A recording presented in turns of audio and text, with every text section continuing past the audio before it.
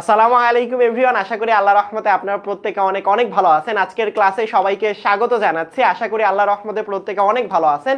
আজকে খুবই গুরুত্বপূর্ণ একটা লেকচার নিয়ে চলে আসলাম। আজকে হচ্ছে এইচএসসি 25-এর একটা খুবই গুরুত্বপূর্ণ ক্লাস, এসএমপি প্রমোশনাল একটা ক্লাস চলতেছে। আসলে সেটা হচ্ছে যে আমরা বলতে পারি এটা হচ্ছে পরিমাণগত রসায়নের উপর। আমরা পরিমাণগত রসায়নটা এমনভাবে পড়ার চেষ্টা করব যাতে করে পরিমাণগত রসায়নের পরীক্ষায়, মানে আপনাদের কিছুদিন পরে তো আসলে পরীক্ষা, সো ওই পরীক্ষায় 3 নাম্বার চ্যাপ্টার সেকেন্ড পেপারের, যদিও বা কেমিস্ট্রি সেকেন্ড পেপারে 3 নাম্বার চ্যাপ্টার থেকে যত রকমের প্রশ্ন আসতে পারে সেটা হতে পারে সিকিউ অথবা এমসিকিউ।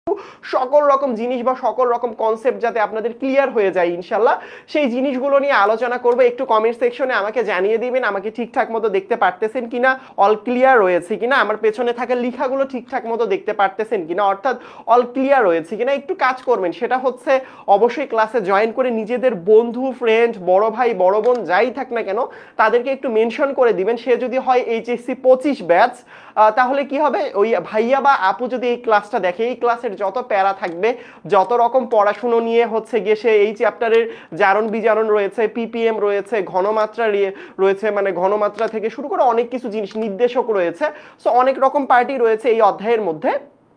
সুতরাং সব রকম জিনিসপত্র যাতে ক্লিয়ার হয়ে যায়, সো সেই জিনিসগুলো নিয়ে আমরা আলোচনা করব। সবাই একটু কাইন্ডলি আমাকে কমেন্ট সেকশনের মধ্যে জানিয়ে দিবেন আমাকে ঠিকঠাক মতো শুনতে পারতেছেন কিনা, আমাকে ঠিকঠাক মতো দেখতে পারতেছেন কিনা। সুতরাং আমরা যেটা করব আজকে সেটা হচ্ছে কেমিস্ট্রির খুবই খুবই খুবই খুবই খুবই গুরুত্বপূর্ণ একটা যে অধ্যায়, যেখান থেকে আপনি আপনার বোর্ড পরীক্ষায় 2টা সিকিউ অলমোস্ট কমন পেতে যাচ্ছেন। সেটা হচ্ছে পরিমাণগত রসায়ন। কি রসায়ন? সেটা হচ্ছে পরিমাণগত রসায়ন। পরিমাণগত রসায়ন অধ্যায়টা 3 এবং কেমিস্ট্রি হচ্ছে সেকেন্ড পেপারে। সুতরাং একটু কাইন্ডলি হচ্ছে গিয়ে তোমার ফ্রেন্ডদেরকে অবশ্যই মেনশন করে দিবেন, কেমন? আচ্ছা, যারা যারা আমাকে সালাম দিচ্ছ সবাইকে একসাথে জানাচ্ছি ওয়ালাইকুম আসসালাম রাহমাতুল্লাহি ওয়া বারাকাতু। এখন কথাবার্তা না বলে একটা পড়াশোনার মধ্যে চলে যাই। আসলে দেখো, একটা ব্যাপার খেয়াল করো, সেটা হচ্ছে এই চ্যাপ্টার থেকে একটা প্রশ্ন থেকেই থাকে। এটা এইচএসসি 26ও চাইলে করতে পারেন, কোনো প্যারা নাই, বাট স্পেশালি ডেডিকেটেড এই ক্লাসটা হচ্ছে 25 ব্যাচের জন্য। সুতরাং একটা কথা বলে দেই, সেটা হচ্ছে এই যে আপনি যে পরিমাণগত রসায়ন পড়বেন, আপনার লাভটা কি ভবিষ্যতে? এই যে আপনাদের পরীক্ষার রুটিনটা দিয়ে দিল না, কয়েকদিন পর আপনাদের পরীক্ষা হবে, আপনাদের কিছুদিন পর আসলে, আচ্ছা আপনাদের তো দেয়নি, এসএসসি দিছে, আপনাদের তো কিছুদিন পরে দিবে, এসএসসি রুটিন দিছে। সো এইচএসসি ব্যাচ আপনারা তো জানেন মোটামুটি 5 থেকে 6 মাস পরেই তো আপনাদের পরীক্ষা। সো এই বোর্ড পরীক্ষা আপনাদের, আপনি যেই বোর্ডেই পড়েন না কেন, বোর্ড পরীক্ষায় সর্বদা এই চ্যাপ্টারটা থেকে 2টা সিকিউ প্রশ্ন মাস্ট বি কমন পাবেনই পাবেন। বুঝছেন? কয়টা সিকিউ প্রশ্ন কমন পাবেন? 2টা সিকিউ প্রশ্ন কমন পাবেন ইনশাল্লাহ। এছাড়াও এখান থেকে আপনি হিসাব করলে 5টার মতো এমসিকিউ অনায়াসে কমন পেয়ে যাবেন। সুতরাং আজকের যদি ক্লাসটা করেন, আমি এতটুকু আপনাদেরকে মানে হচ্ছে আশা দিতে পারি যে এই যে 5টা এমসিকিউ এবং এই যে 2টা সিকিউ, এই পার্টগুলো আপনাদের পুরোপুরিভাবে কমপ্লিট হয়ে যাবে। সো কথাবার্তা না বলে ক্লাসের মধ্যে চলে যাই ইনশাল্লাহ। আশা করি সবাই ঠিকঠাক মতো দেখতে পারতেছো এবং আমাকে শুনতে পারতেছো। একটু ফ্রেন্ডদেরকে মেনশন করে দিবা, একটু এই ক্লাসটা শেয়ার করে নিজের টাইমলাইনে রেখে দিবা অথবা নিজেদের ফ্রেন্ডদেরকে দিয়ে দিবা, যাতে করে পরবর্তীতেও যদি কেউ রেকর্ডেড ক্লাসটা দেখে তাহলে যাতে আসলে ক্লাসের এই চ্যাপ্টার রিলেটেড কোনো প্যারা না থাকে ইনশাল্লাহ। কেমন? ওয়ালাইকুম আসসালাম ভাই, আলহামদুলিল্লাহ আল্লাহর রহমতে অনেক ভালো আছি। আচ্ছা চলো আমরা প্রথমেই শুরু করি। এই চ্যাপ্টারটা যদি আপনি প্রথমেই শুরু করেন, এখানে দেখেন অনেকগুলো ব্যানানা দেখা যাচ্ছে, আমরা হিসাব নিকাশ করব। সো আমরা স্বাভাবিকভাবে যখন হিসাব নিকাশ করি তখন তো আমরা ডজনে হিসাব করি। যেমন এখানের মধ্যে সুন্দর করে দেখো, ভালো করে খেয়াল করো, এখানের মধ্যে যেমন ডজনে হিসাব করছে, 1 ডজন মানে কতগুলো এখানে আছে গুনে দেখবা হচ্ছে 12টা আছে। কতগুলো আছে? 12টা। সেম ভাবে কেমিস্ট্রি বা কেমিক্যাল জিনিসপত্র নিয়ে যখন আমরা আলোচনা করি তখন আসলে এই ডজন, হালি তা বা হালা কি বলে এইগুলোকে, তার পরবর্তীতে হচ্ছে আরো যে হিসাব নেই, শতক বা হাজার বা ট্রিলিয়ন, হ্যাঁ, বা মেট্রিক টন বা হচ্ছে গিয়ে তোমার গ্রাম, হ্যাঁ, এই পার্টগুলোতে হিসাব করি না, বা লিটার, এইভাবে হিসাব করি না। সো আমরা যখন আসলে হিসাব নিকাশ করি কেমিস্ট্রির জিনিসপত্রগুলো, তখন অলওয়েজ মোল নামে একটা সংখ্যা রয়েছে। যেমন আপনার আব্বু বা আম্মু যদি আপনাকে বলে 1 কেজি তরকারি গিয়ে বাজার থেকে কিনে নিয়ে আসো, আপনি 1 কেজি পরিমাণ জিনিস মাপ করে নিয়ে আসবেন। কিন্তু কেমিস্ট্রিতে 1 কেজি 2 কেজি আসলে প্রচলন নাই, চলে না। কেমিস্ট্রিতে যেটা চলে সেটা হচ্ছে মোলের রাজ্য। সেটা হচ্ছে কিসের রাজ্য? মোলের রাজ্য। 1 মোল, 2 মোল। সুতরাং 1 মোল সমান সমান কতটুকু? যেমন আমি একটু আগে বললাম 1 ডজন মানে 12টা নির্দেশ করে। সেম একইভাবে একটা জিনিস মনে রাখবেন, সেটা হচ্ছে আমাকে যদি কখনো মোল সংখ্যাটা বলে দেয় তখন মনে রাখবেন 6.02 গুণন 10⁻23 এই সংখ্যাটা নির্দেশ করবে। সুতরাং এই পার্টটুকু মনে রাখবেন। সো এই পার্টটুকু মনে রাখলে হয়ে গেছে। সো এই যে মোল, মোল ছাড়াও এই জায়গার মধ্যে মোল মানে এখানের মধ্যে যেমন দিছে মোল ইজ নট এ নাম্বার, হ্যাঁ, এটা হচ্ছে গিয়ে আপনি হিসাব নিকাশ করবেন, গণনা করবেন। যেমন এখানের মধ্যে দেখেন 1 মোল মানে কি, 1 মোল মানে হচ্ছে 6.02 গুণন 10⁻23, মানে এটা একটা অ্যাভোগাড্রো সংখ্যা। বিজ্ঞানী অ্যাভোগাড্রো বলে দিছিল 1 মোল মানে হচ্ছে এই পরিমাণ অণু অথবা পরমাণু থাকতে পারে। যদি আমি 1 মোল অণু বলতাম এত সংখ্যক অণু থাকতো, 1 মোল পরমাণু বলতাম এত সংখ্যক পরমাণু থাকতো। যেমন এখানের মধ্যে কি বলছে, পরমাণু বলছে, তাহলে এখানে কি হবে 6.02 গুণন 10⁻23, এটা যেহেতু পরমাণু সুতরাং এখানের মধ্যে কি লিখে দিব আমরা, এখানের মধ্যে আমরা পরমাণু কথাটা লিখে দিব।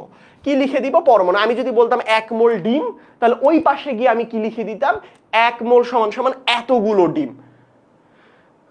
Clear? Very good, very good. So চলো আমরা পরের পার্টে চলে যাই। মোল, পারমাণবিক ভর, এখানে এটা লাগবে না। যেমন আমরা এখানের মধ্যে মোল, এটা আণবিক ভর হইতে পারে, পারমাণবিক ভর হইতে পারে, যে কোনো কিছু হতে পারে। বাট প্রথমে যে বিষয়টা তোমাকে জানতে হবে সেটা হচ্ছে মোলের খুবই সুন্দর একটা সূত্র রয়েছে, সেই সূত্রটা মনে রাখা খুবই গুরুত্বপূর্ণ এবং সূত্রটা অনেক বড় একটা সূত্র। এটা দিয়ে আপনি যে কোনো এমসিকিউ খুব সহজে সলভ করতে পারবেন এরকম হাতের চুটকিতে। সূত্রটা কিরকম এখানে সবকিছু বলে দিছে। মোল রিলেটেড, অ্যাভোগাড্রো সংখ্যক রিলেটেড বা যে কোনো আয়তন সম্পর্কিত যে কোনো কিছু যদি পরীক্ষার মধ্যে আসে, যে কতগুলো অণু রয়েছে এখানে, এই অণুগুলোর আয়তন কত, এই অণুগুলোর ভর কত, 10 গ্রাম কার্বন ডাই অক্সাইডে কতগুলো অণু থাকে, 10 গ্রাম কার্বন ডাই অক্সাইডের মোল সংখ্যা কত, 10 গ্রাম কার্বন ডাই অক্সাইডের আয়তন কত, অনেকভাবে প্রশ্ন আসতে পারে। আমরা একটা মাত্র সূত্র শিখবো, এটা বইয়ের মধ্যে অনেক সময় আপনারা ঐকিক নিয়মে শিখেছেন, এটা শিখবেন না, একদম শর্ট একটা সহজ সূত্রের মধ্যে শেখার চেষ্টা করি। সেটা হচ্ছে মনে রাখবেন n সমান সমান w divided by m is equal to v by 22.4। অবশ্যই এই যে এইটা হচ্ছে এসটিপি তে হবে, এসিটিপি হইলে 24.4 হইতো, ঠিক আছে। তার পরবর্তীতে এখানে যদি আমরা বলি n divided by 6.02 into 10 to the power কত হবে 23। সো এই জায়গাটার মধ্যে যদি আপনি একটু লক্ষ্য করেন ভালো করে, এই যে উপরের যে ডাব্লুটা দেখতে পারতেছেন, এই ডাব্লুটা মানে কি নির্দেশ করতেছে আমাকে বলতে পারেন? সবসময় মনে রাখবেন এই ডাব্লু মানে হচ্ছে প্রশ্নে দেয়া ভর। এই যে দেখো এখানের মধ্যে দিয়েই দিছে এরা সুন্দর করে, ডাব্লু মানে হচ্ছে দেয়া ভর। আর নিচের যে এমটা রয়েছে, এই যে নিচের যে এমটা রয়েছে, এই এম মানে কি, এম মানে হচ্ছে মোলার ভর। মোলার মানে কি, যে যৌগটা দেয়া থাকবে তার ভর। যদি আপনার এখানের মধ্যে ধরেন প্রশ্ন বলে দিছে সালফিউরিক অ্যাসিড, তার মানে সালফিউরিক অ্যাসিডের আণবিক ভর, তার মানে যে যৌগটা দেয়া থাকবে তার ভরই হচ্ছে এম। আমি এইটা একটু যদি কনফিউশনটা ক্লিয়ার করি, ধরো তোমাকে বললো যে 20 গ্রাম সালফিউরিক অ্যাসিড, পরের পার্টটুকু বাদ দাও, 20 গ্রাম সালফিউরিক অ্যাসিড এতটুকু মনে রাখো। এই যে 20 গ্রাম লিখে দিছো না, এইটাই হচ্ছে প্রশ্নে দেয়া ভর, ডাব্লু সমান সমান 20 লিখতে পারো। তাহলে এম মানে কি ভাইয়া, এম মানে হচ্ছে এই যে এর ভর, এই যৌগটার ভর। সালফিউরিক অ্যাসিডের ভর কত 98, তার মানে তুমি এটার ভর কত লিখতে পারো 98। তার মানে প্রশ্নের মধ্যে যে যৌগটা বলে দেয়া থাকবে তার ভরটাই হচ্ছে বড় হাতের এম, এবং আমি যে ভরটা নিয়ে কাজ করব প্রশ্নের মধ্যে যেটা বলে দিবে 10 গ্রাম 20 গ্রাম 30 গ্রাম সেটা হচ্ছে ডাব্লু। ভি মানে কি, ভি মানে তো তোমরা সবাই জানো আয়তন। এটা কোন আয়তন বলো তো বাচ্চা কাচ্চারা? এই আয়তনটা কিসের আয়তন? প্রশ্নে যে আয়তনটা দেয়া থাকবে, প্রশ্নে যে আয়তনটা দেয়া থাকবে সেই আয়তন, অথবা প্রশ্নের আয়তন বলতে পারো, অথবা বলতে পারো প্রশ্নের মধ্যে যে আয়তনটা তারা জিজ্ঞেস করবে সেই আয়তনটা, একই কথা।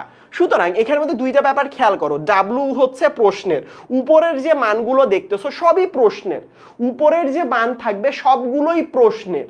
আমি আবারও রিপিট করতেছি, প্রশ্নে দিয়ে দিল 5 লিটার আয়তনের কার্বন ডাই অক্সাইডের ভর কত, তাহলে 5 লিটার আয়তনে আমি যদি এভাবে বলতাম 5 লিটার আয়তনের কার্বন ডাই অক্সাইডের ভর কত। তাহলে এখানে প্রশ্নের মধ্যে কি 5 লিটার বলে দিছে না? সবসময় মনে রাখবা প্রশ্নের মধ্যে যে ভ্যালুগুলো দেয় তা সেইগুলো সবসময় উপরেই থাকে, এই যে উপরেই থাকে, সবসময় কোথায় থাকে?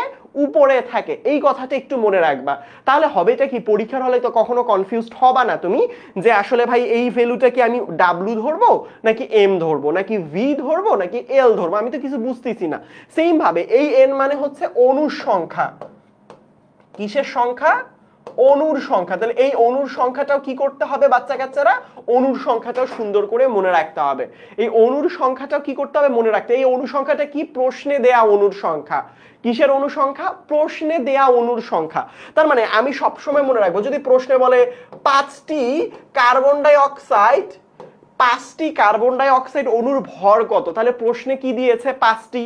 সো 5টি যেহেতু দিছে সেহেতু এটা হচ্ছে এন। সুতরাং আমরা একটা জিনিস মনে রাখবো, এই সূত্রটা করব কি জানো? পরীক্ষার হলে সবসময় পুরো সূত্রটাই লিখবো। কখনো এই যে আমি কি করতাম, আল্লাহ কোনটা লিখবো কোনটা না লিখবো কনফিউজড হয়ে যাইতাম।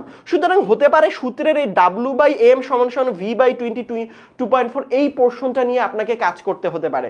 আবারও হতে পারে V/22.4 সমান N/6.02 গুণন 10⁻23 এই পোরশনটুকু নিয়েও কাজ করতে হতে পারে, যেহেতু প্রত্যেকটা ভ্যালু প্রত্যেকটার ইকুয়াল ইকুয়েশনের মধ্যে।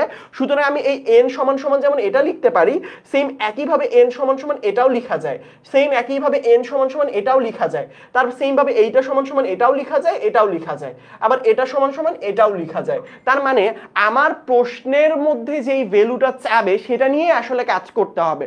এইটা একটু খেয়াল রাখবো, আমরা প্রশ্নে কি চাইছে প্রশ্নের ডিমান্ড অনুসারে আমরা কাজ করার চেষ্টা করব। কেমন? যেমন এই প্রশ্নটা একটু পড়ো তো, এই প্রশ্নটার উত্তরটা কি হবে তোমরা একটু বলো তো বাচ্চা কাচ্চারা, একটু তোমরা চেষ্টা করো, একটু এই প্রশ্নের উত্তরটা একটু বোঝার চেষ্টা করো। একটু বলো তো আমাকে কমেন্ট সেকশনের মধ্যে যে এই প্রশ্নটার উত্তরটা কি হবে। বলো বলো বলো বলো বলো বলো বলো বাচ্চা কাচ্চারা।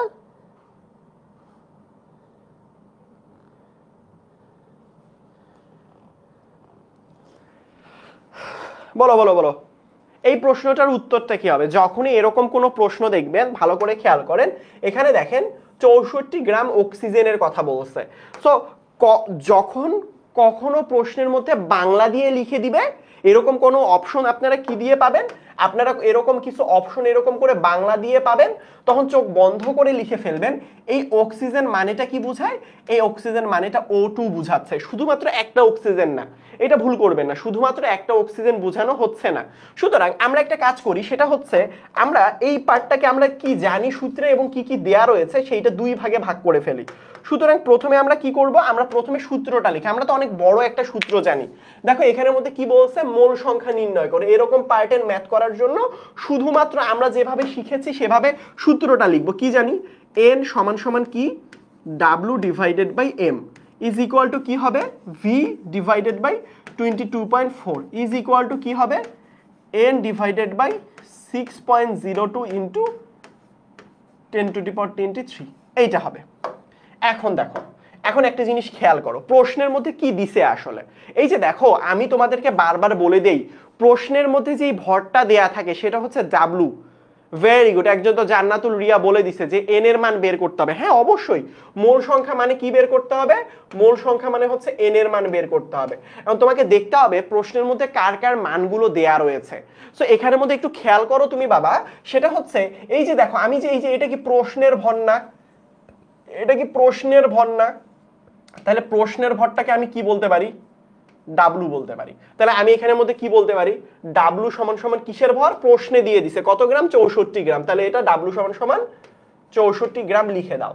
এর পরবর্তীতে দেখো বলছে অক্সিজেন, পরমাণুতে অক্সিজেনের মোল সংখ্যা। তো অক্সিজেনের তার মানে কি, এর যে ভর, এই যে এর যে ভর, আমি কি বলছি প্রশ্নের মধ্যে যে যৌগ দিবে যৌগের ভর হচ্ছে, প্রশ্নের মধ্যে যে যৌগ থাকবে যৌগের ভর হচ্ছে m। তাহলে এখানে m সমান সমান কি O2 বলছে না, O2 মানে কি একটা অক্সিজেনের ভর কত গ্রাম, 16 গ্রাম। তাহলে এখানের মধ্যে O2 মানে কি 2, 16 গুণন 2, তার মানে কত গ্রাম, 32 গ্রাম। কেন 32 গ্রাম কেন, একটাও এখানে তো দুইটা অক্সিজেন, অক্সিজেনের সংখ্যা কয়টা, দুইটা। সুতরাং এখানে যেহেতু অক্সিজেন কয়টা আছে বলো তো, দুইটা, একটার ভর 16, দুইটার ভর 2 দিয়ে গুণ করলে আমরা পেয়ে যাব। বুঝতে পারছো আমার কথা? তাহলে আমি একটু খেয়াল করি এই জায়গাটার মধ্যে কার কার ভ্যালু দেয়া আছে এখানের মধ্যে, এটা একটু বোঝার চেষ্টা করো। মোল সংখ্যা হিসাব করো, মানে এটার মান চাইছে। এখন তুমি দেখো কি কি দেয়া আছে, এইটার ভ্যালু দেয়া আছে, এইটার ভ্যালু দেয়া আছে। তার মানে আমি কি করব আসলে এখানের মধ্যে, আমি এখানে কি করব, আমি শুধুমাত্র এইটুক পাথ নিয়ে ম্যাথটা করে ফেলবো। তার মানে আমার নেক্সট পার্টে যাওয়ারই দরকার নেই। কেন যাওয়ার দরকার নেই? কারণ ভাই আমার এতটুকুই তো ম্যাথ হয়ে যাবে। তাহলে আমি এটা একটু লিখে ফেলি। আমি কি লিখবো? n is equal to W divided by M. তাহলে প্রশ্নে ডাব্লুর মান কত? ডাব্লুর মান হচ্ছে 64। তাহলে এম এর মান কত? এম এর মান হচ্ছে 32। তাহলে আমি যদি এটা কাটাকাটি করি তাহলে কি হবে? 2 মোল। বুঝতে পারছো? ক্লিয়ার? Very good. তার মানে যারা যারা বের করতে পারছো, থ্যাংক ইউ সো মাচ বাচ্চা কাচ্চারা। চলো এরপর আমরা পরের প্রশ্ন সলভ করি। এটা হচ্ছে,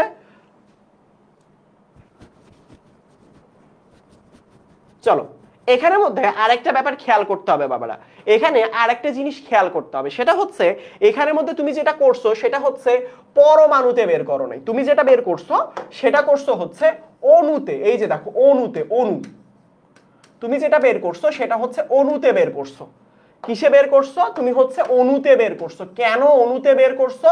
O2 মানে হচ্ছে অণুতে। আর প্রশ্নের মধ্যে যদি পরমাণু বলে দেয় যে পরমাণুতে, তখন আপনি শুধুমাত্র O2 না ধরে অক্সিজেন ধরে করবেন, তাহলেই হয়ে যাবে। আমরা যেটা করছি সেটা কি ধরে করছি? আমরা অণুতে ধরে করছি। বাট পরমাণু যদি বলে দেয় তখন শুধুমাত্র একটা অক্সিজেন ধরে করতে হবে। কেমন? আমরা তো জানি যে পরমাণু মানে কি সিঙ্গেল হবে সবসময়, একটা অক্সিজেন, একটা সালফার, একটা নাইট্রোজেন। এটা কিসে হবে বলো তো? যদি আমাকে কিসে বলে দেয়? পরমাণুতে বলে দেয়। আর আমাকে যদি অণুতে বলে দেয় তাহলে আমাকে কি করতে হবে? সমন্বিত একটা যৌগ নিতে হবে, হ্যাঁ, মৌলিক পদার্থ নিতে হবে ইনশাল্লাহ। সো চলো আমরা নেক্সট ম্যাথের মধ্যে চলে যাই। দেখো এটা তো গেলই। এই যে দেখো এখানের মধ্যে অণুতে যদি বলে, এই যে দেখো অক্সিজেন কিসে? অক্সিজেন অণুর মোল সংখ্যা। সো যদি আপনাকে প্রশ্নের মধ্যে বলে দেয় অণুর মোল সংখ্যা, তাহলে এখানের মধ্যে কি করবেন? এই যে দেখেন অণু মানে কি? অণু মানে আপনি এখানে অবশ্যই O2 নিবেন। O2 মানে কি? এম এর ভর হবে কত বলো তো? 32 গ্রাম। কত গ্রাম? 32 গ্রাম। তাহলে উত্তরটা কি হবে? উত্তর হবে 2 মোল। কথা কি বুঝতে পারছো? Very good. তার পরবর্তীতে দেখো ফাইন্ড দ্য মোল নাম্বার। দেখো এখানের মধ্যে আপনারা জাস্ট এইটা সূত্র, এখানের মধ্যে ডাব্লুর ভ্যালু দিছে। এটা হচ্ছে কিসের ভ্যালু? ডাব্লুর ভ্যালু। এখানে একটা নাইট্রোজেন না, তাহলে একটা যদি নাইট্রোজেন, এটা প্রশ্নে দেয়া যে মৌলটা এম, নাইট্রোজেনের ভর 14, এটা এখানে ডাব্লুর ভর কত? 32। এখানে কত দিছে? সালফার। ও আচ্ছা, সালফার তো দিয়েই দিছে। সালফার মানে কি? এটার ম্যাস কত হবে?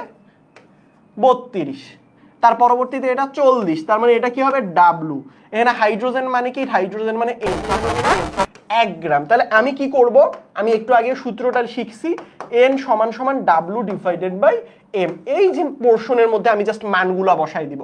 ডাব্লুর মান বসাই দিব, এম এর মান বসাই দিব, ডাব্লুর মান বসাই দিব, এম এর মান বসাই দিব, ডাব্লুর মান বসাই দিব, এম এর মান বসাই দিব। তাহলে আমি কি করব? প্রশ্নের মধ্যে মোল সংখ্যাগুলো প্রত্যেকটারই খুঁজে পাবো। বুঝতে পারছো আমার কথা? Very good, very good. সেরা সেরা সেরা সেরা। Rahima Akter, very good. এই তো সেরা, বুঝতেছো তোমরা, মাশাআল্লাহ। চলো এর পরবর্তী পার্টে যে, এই যে দেখো এই যে মিথেন পরমাণুর ক্ষেত্রে হাইড্রোজেন পরমাণুর ভর কত, এইগুলো পারবা তুমি। মূল সংখ্যা বের, এই যে 11 গ্রাম, এই যে এইগুলো দেখাবো না। 11 গ্রাম কার্বন ডাই অক্সাইডে কার্বনের মোল সংখ্যা কত আসলে, এইগুলো তোমরা পারবা। হ্যাঁ, ওই যে এন এর মান বের করে ফেলবা, তাহলেই হয়ে যাবে। এই যে দেখো এখানের মধ্যে দেখো 5 গ্রাম পানিতে হাইড্রোজেন এবং অক্সিজেনের পরমাণুর সংখ্যা বের করে। এটা খুবই ইম্পর্টেন্ট একটা প্রশ্ন। এইটার পাশে পারলে একটু স্টার চিহ্ন দিয়ে রাখবা, কেমন? এটার পাশে পারলে একটু স্টার চিহ্ন দিয়ে রাখবা, কারণ এটা একটু গতানুগতিক প্রশ্ন থেকে একটু আলাদা ধরনের প্রশ্ন। কিরকম ধরনের প্রশ্ন চলো একটু বোঝানোর চেষ্টা করি আমি তোমাদেরকে। সেটা হচ্ছে এখানের মধ্যে বলছে 5 গ্রাম পানিতে হাইড্রোজেন এবং অক্সিজেন পরমাণুর সংখ্যাটা বের করতে বলছে।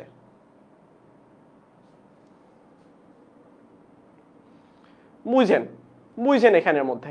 সো যারা হচ্ছে আগের ম্যাথটা বুঝতে একটু সমস্যা হয়েছে, তারা একটু নেক্সট ম্যাথটার দিকে খেয়াল করেন, ইনশাল্লাহ পেয়ে যাবেন। দেখেন এখানের মধ্যে কি বলছে? 5 গ্রাম পানিতে হাইড্রোজেন এবং অক্সিজেনের, দেখেন প্রথমে বলছে পরিমাণটা কার দিছে, দেখো পরিমাণটা পানির দেয়া, কিন্তু উত্তরে কার চাইছে? উত্তরে ইন্ডিভিজুয়াল ভাবে হাইড্রোজেন চাইছে ইন্ডিজিবল মানে আলাদাভাবে আসলে অক্সিজেন চাইছে। সো তোমার পরিমাণ কার দেয়া আছে দেখো ভালো করে খেয়াল করো, পরিমাণটা কিন্তু পানির দেয়া। সো আপনি যে এখানের মধ্যে পরমাণুর সংখ্যা বের করবেন, প্রথমে আপনি তো সরাসরি হাইড্রোজেন আর অক্সিজেনেরটা পাবেন না। কেন পাবেন না? কেন পাবেন না একটু মনোযোগ দিয়ে খেয়াল করেন, কারণ এখানে পরিমাণটা কার দেয়া? পানির পরিমাণ দেয়া, পানির পরিমাণ দেয়া। দেখো এই প্রশ্নটা একটু বুঝতে হবে বাবা, এগুলো বোর্ড পরীক্ষায় চলে আসে। পানির পরিমাণ কত গ্রাম দিয়ে দিছে? 5 গ্রাম দিছে, বাট পরমাণু সংখ্যা কার চাইছে? হাইড্রোজেন আর অক্সিজেন। তাহলে আপনি হাইড্রোজেন আর অক্সিজেন আগে বের করবেন না, আগে পানির পরমাণুর সংখ্যাটা বের করো। এখান থেকে এই পোর্শনটা থেকে কিসের পরমাণু সংখ্যা বের করবা? পানির পরমাণু সংখ্যা, পানির পরমাণু সংখ্যা। তাহলে আমরা পরমাণু সংখ্যা, আমরা পুরো সূত্রটা জানি না, বলতো আমাকে যদি প্রশ্নের মধ্যে পুরো সূত্রটা আমরা জানি না বলতো, এরকম করে লিখতে পারবো না, n সমান সমান W/m is equal two V/22.4 is equal two, আমি আপনাদেরকে বোঝানোর জন্য পুরো সূত্রটা লিখলাম, কেমন? পুরো সূত্রটা লিখলাম 23। দেখো এবার ভালো করে খেয়াল করো, এখানের মধ্যে কিসের মান দিয়ে দিছে? এই যে দেখো ডাব্লুর মান দিয়ে দিছে। কিভাবে বুঝলাম? এই যে প্রশ্নে দেয়া ভর, এই যে 5 হচ্ছে প্রশ্নে দেয়া ভর, তাহলে ডাব্লুর মান দিছে। যেহেতু পানি দিছে, এটা হচ্ছে কিসের মান? ডাব্লু। এই যে পানি দিছে তার মানে এটা হচ্ছে এম, তাহলে ডাব্লুও পাইছি, এমও পাইছি। তাহলে কি পাবো এখান থেকে? আমাকে কি বের করতে হবে? এই যে এই পোর্শনটা নিয়ে আসতে হবে, কারণ আমাকে এখানে পরমাণুর সংখ্যা বলছে, সংখ্যা বলছে, তার মানে আমাকে এই পোর্শনটা নিয়ে আসতে হবে। তাহলে আমি কয়টা পার্ট নিয়ে কাজ করব বাচ্চা কাচ্চারা? 2টা পার্ট নিয়ে কাজ করব। অলওয়েজ অলওয়েজ অলওয়েজ অলওয়েজ এইটা একটু মনে রাখতে হবে যে আমার 4টা পোর্শনের মধ্যে যে কোনো 2টা পোর্শন নিয়ে কাজ করতে হবে। W/m is equal to n divided by 6.02 into 10⁻23। কি হবে? 10⁻23 হবে। সুতরাং একটা জিনিস খেয়াল করেন, এখানের মধ্যে একটা জিনিস একটু কষ্ট করে খেয়াল করেন। এখানে দেখেন, এখানের মধ্যে কি করছে? প্রশ্নের মধ্যে ডাব্লুর মান কত দেয়া আছে বলতো? 5 গ্রাম। তুমি লিখে ফেলো 5। এম এর মান কত দেয়া আছে বলতো? এম এর মান কত? পানির ভর কত? 18 না? 18 সমান সমান দেখো, তাহলে এন মানে কি? এটা তো বের করতে হবে, 6.02 গুণন 10⁻23। সো এবার আমরা কি করব? এবার আমরা খুব সুন্দর একটা কাজ করব, সেটা হচ্ছে ক্যালকুলেশন করব।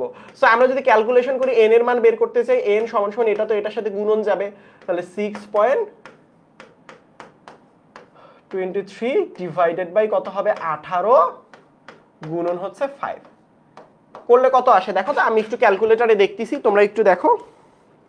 5 ডিভাইডেড বাই 18 গুণন 6.02 10⁻23। হ্যাঁ দেখো আসছে 1.67 ইন্টু 10⁻23। আচ্ছা এটা কিসের পরিমাণটা বের হইলো বলো তো? এটা কিসের পরিমাণ বের হইলো?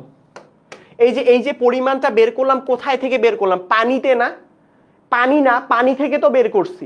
তাহলে পানি থেকে যেহেতু বের করছি, এই পরিমাণটা হচ্ছে পানির। পানি কিন্তু একটা অণু, H2O, এটা কিন্তু একটা অণু, এটা কিন্তু কোনো পরমাণু না।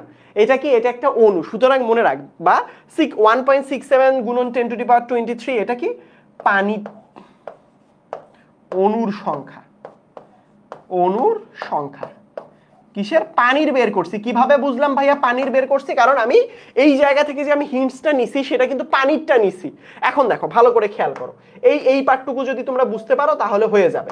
এই পার্টটুকু এখনো কাজ শেষ হয় নাই, এখনো কাজ শেষ হয় নাই। তাহলে দেখো একটা জিনিস বুঝছো, যদি আমার একটা পানি হয়, একটা পানিতে হাইড্রোজেন থাকে কয়টা বলো তো বাবা? একটা পানিতে হাইড্রোজেন থাকে 2টা না? কিভাবে বুঝলেন ভাই? পানির সংকেত তো সারা জীবন শিখেছো, H2O, এই যে 2টা। তাহলে এখানের মধ্যে পানি কতগুলো পাইলাম আমরা? 1.67 গুণন 10⁻23, এতগুলো তো পানি পাইছি না? তাহলে এতগুলো পানিতে হাইড্রোজেন থাকবে কতগুলো? এই সংখ্যাকে আমি কি দিয়ে গুণ করব? 2 দিয়ে। তাহলে 2 গুণন 1.67 গুণন 10⁻, কত হবে? 23। এই তো হয়ে গেল, যা আসবে তাই উত্তর। সেম একইভাবে আমাকে যদি অক্সিজেন পরমাণুর কথা বলে, তাহলে এখানে হচ্ছে একটা পানিতে অক্সিজেন থাকে, অক্সিজেন থাকে কয়টা বলো তো? একটা।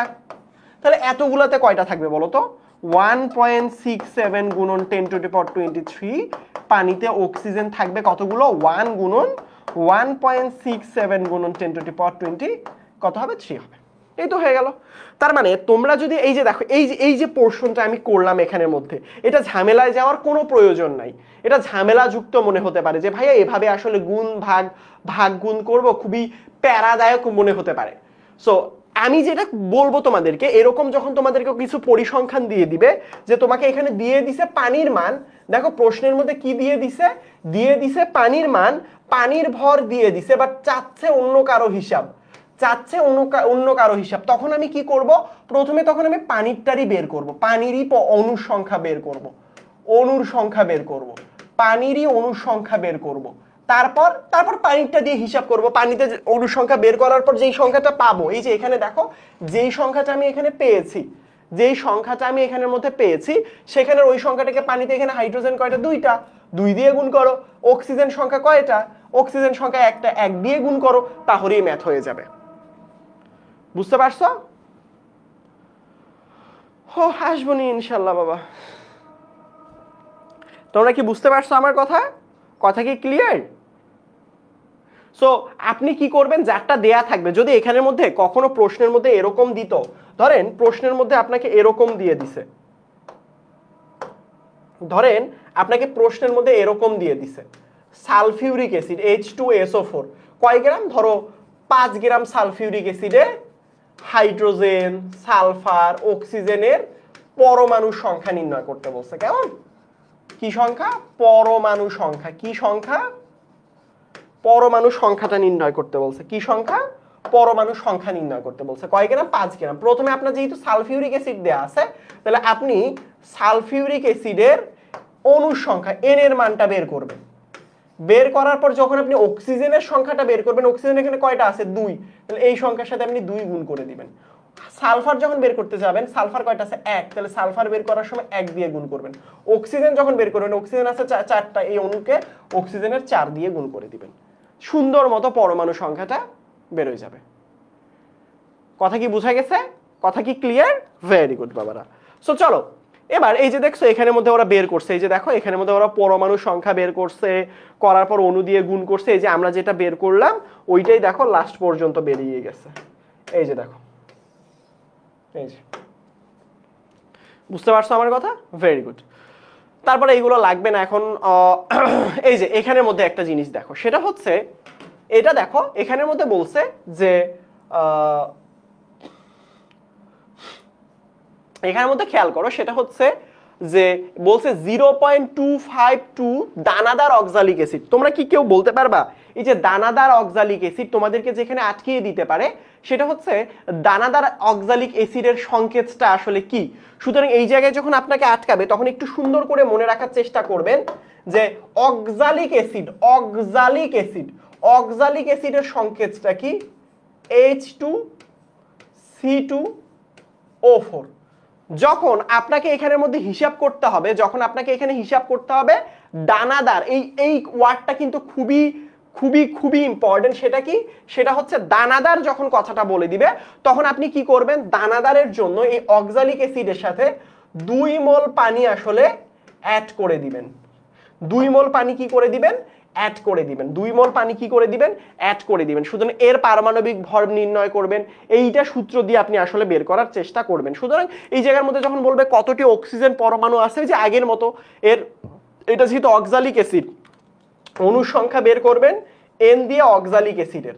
তাহলে কি অক্সিজেন পরমাণু আছে কয়টা? তাহলে অক্সিজেন এখানে কয়টা আছে দেখো, এই সংখ্যাটা বেরোনোর পর এখানে আছে 4টা, এখানে আছে 2টা। তাহলে এই যে n এর সংখ্যা যেটা বের হবে সেটার সাথে যদি 6 গুণ করে দেন তাহলেই তো আপনার উত্তরটা বেরিয়ে যাচ্ছে। তাহলেই তো উত্তরটা বেরিয়ে যাচ্ছে। প্রথমে যেহেতু অক্সালিক অ্যাসিডের কথা বলেছে, প্রশ্নের মধ্যে কিসের কথা বলছে? অক্সালিক অ্যাসিডের কথা বলছে। সুতরাং আপনি মনে রাখবেন অক্সালিক অ্যাসিডের জন্য আমি এই সংখ্যাটা দিয়ে আমি অক্সালিক অ্যাসিডের অণু সংখ্যাটা বের করব। এর পরবর্তীতে যেটা করব, এখানে অক্সিজেনের সংখ্যা কয়টা? এখানে আছে 4টা, এখানে আছে 2টা, তাহলে টোটাল কয়টা আছে? 6টা। তাহলে 6 দিয়ে গুণ করলেই হয়ে গেল।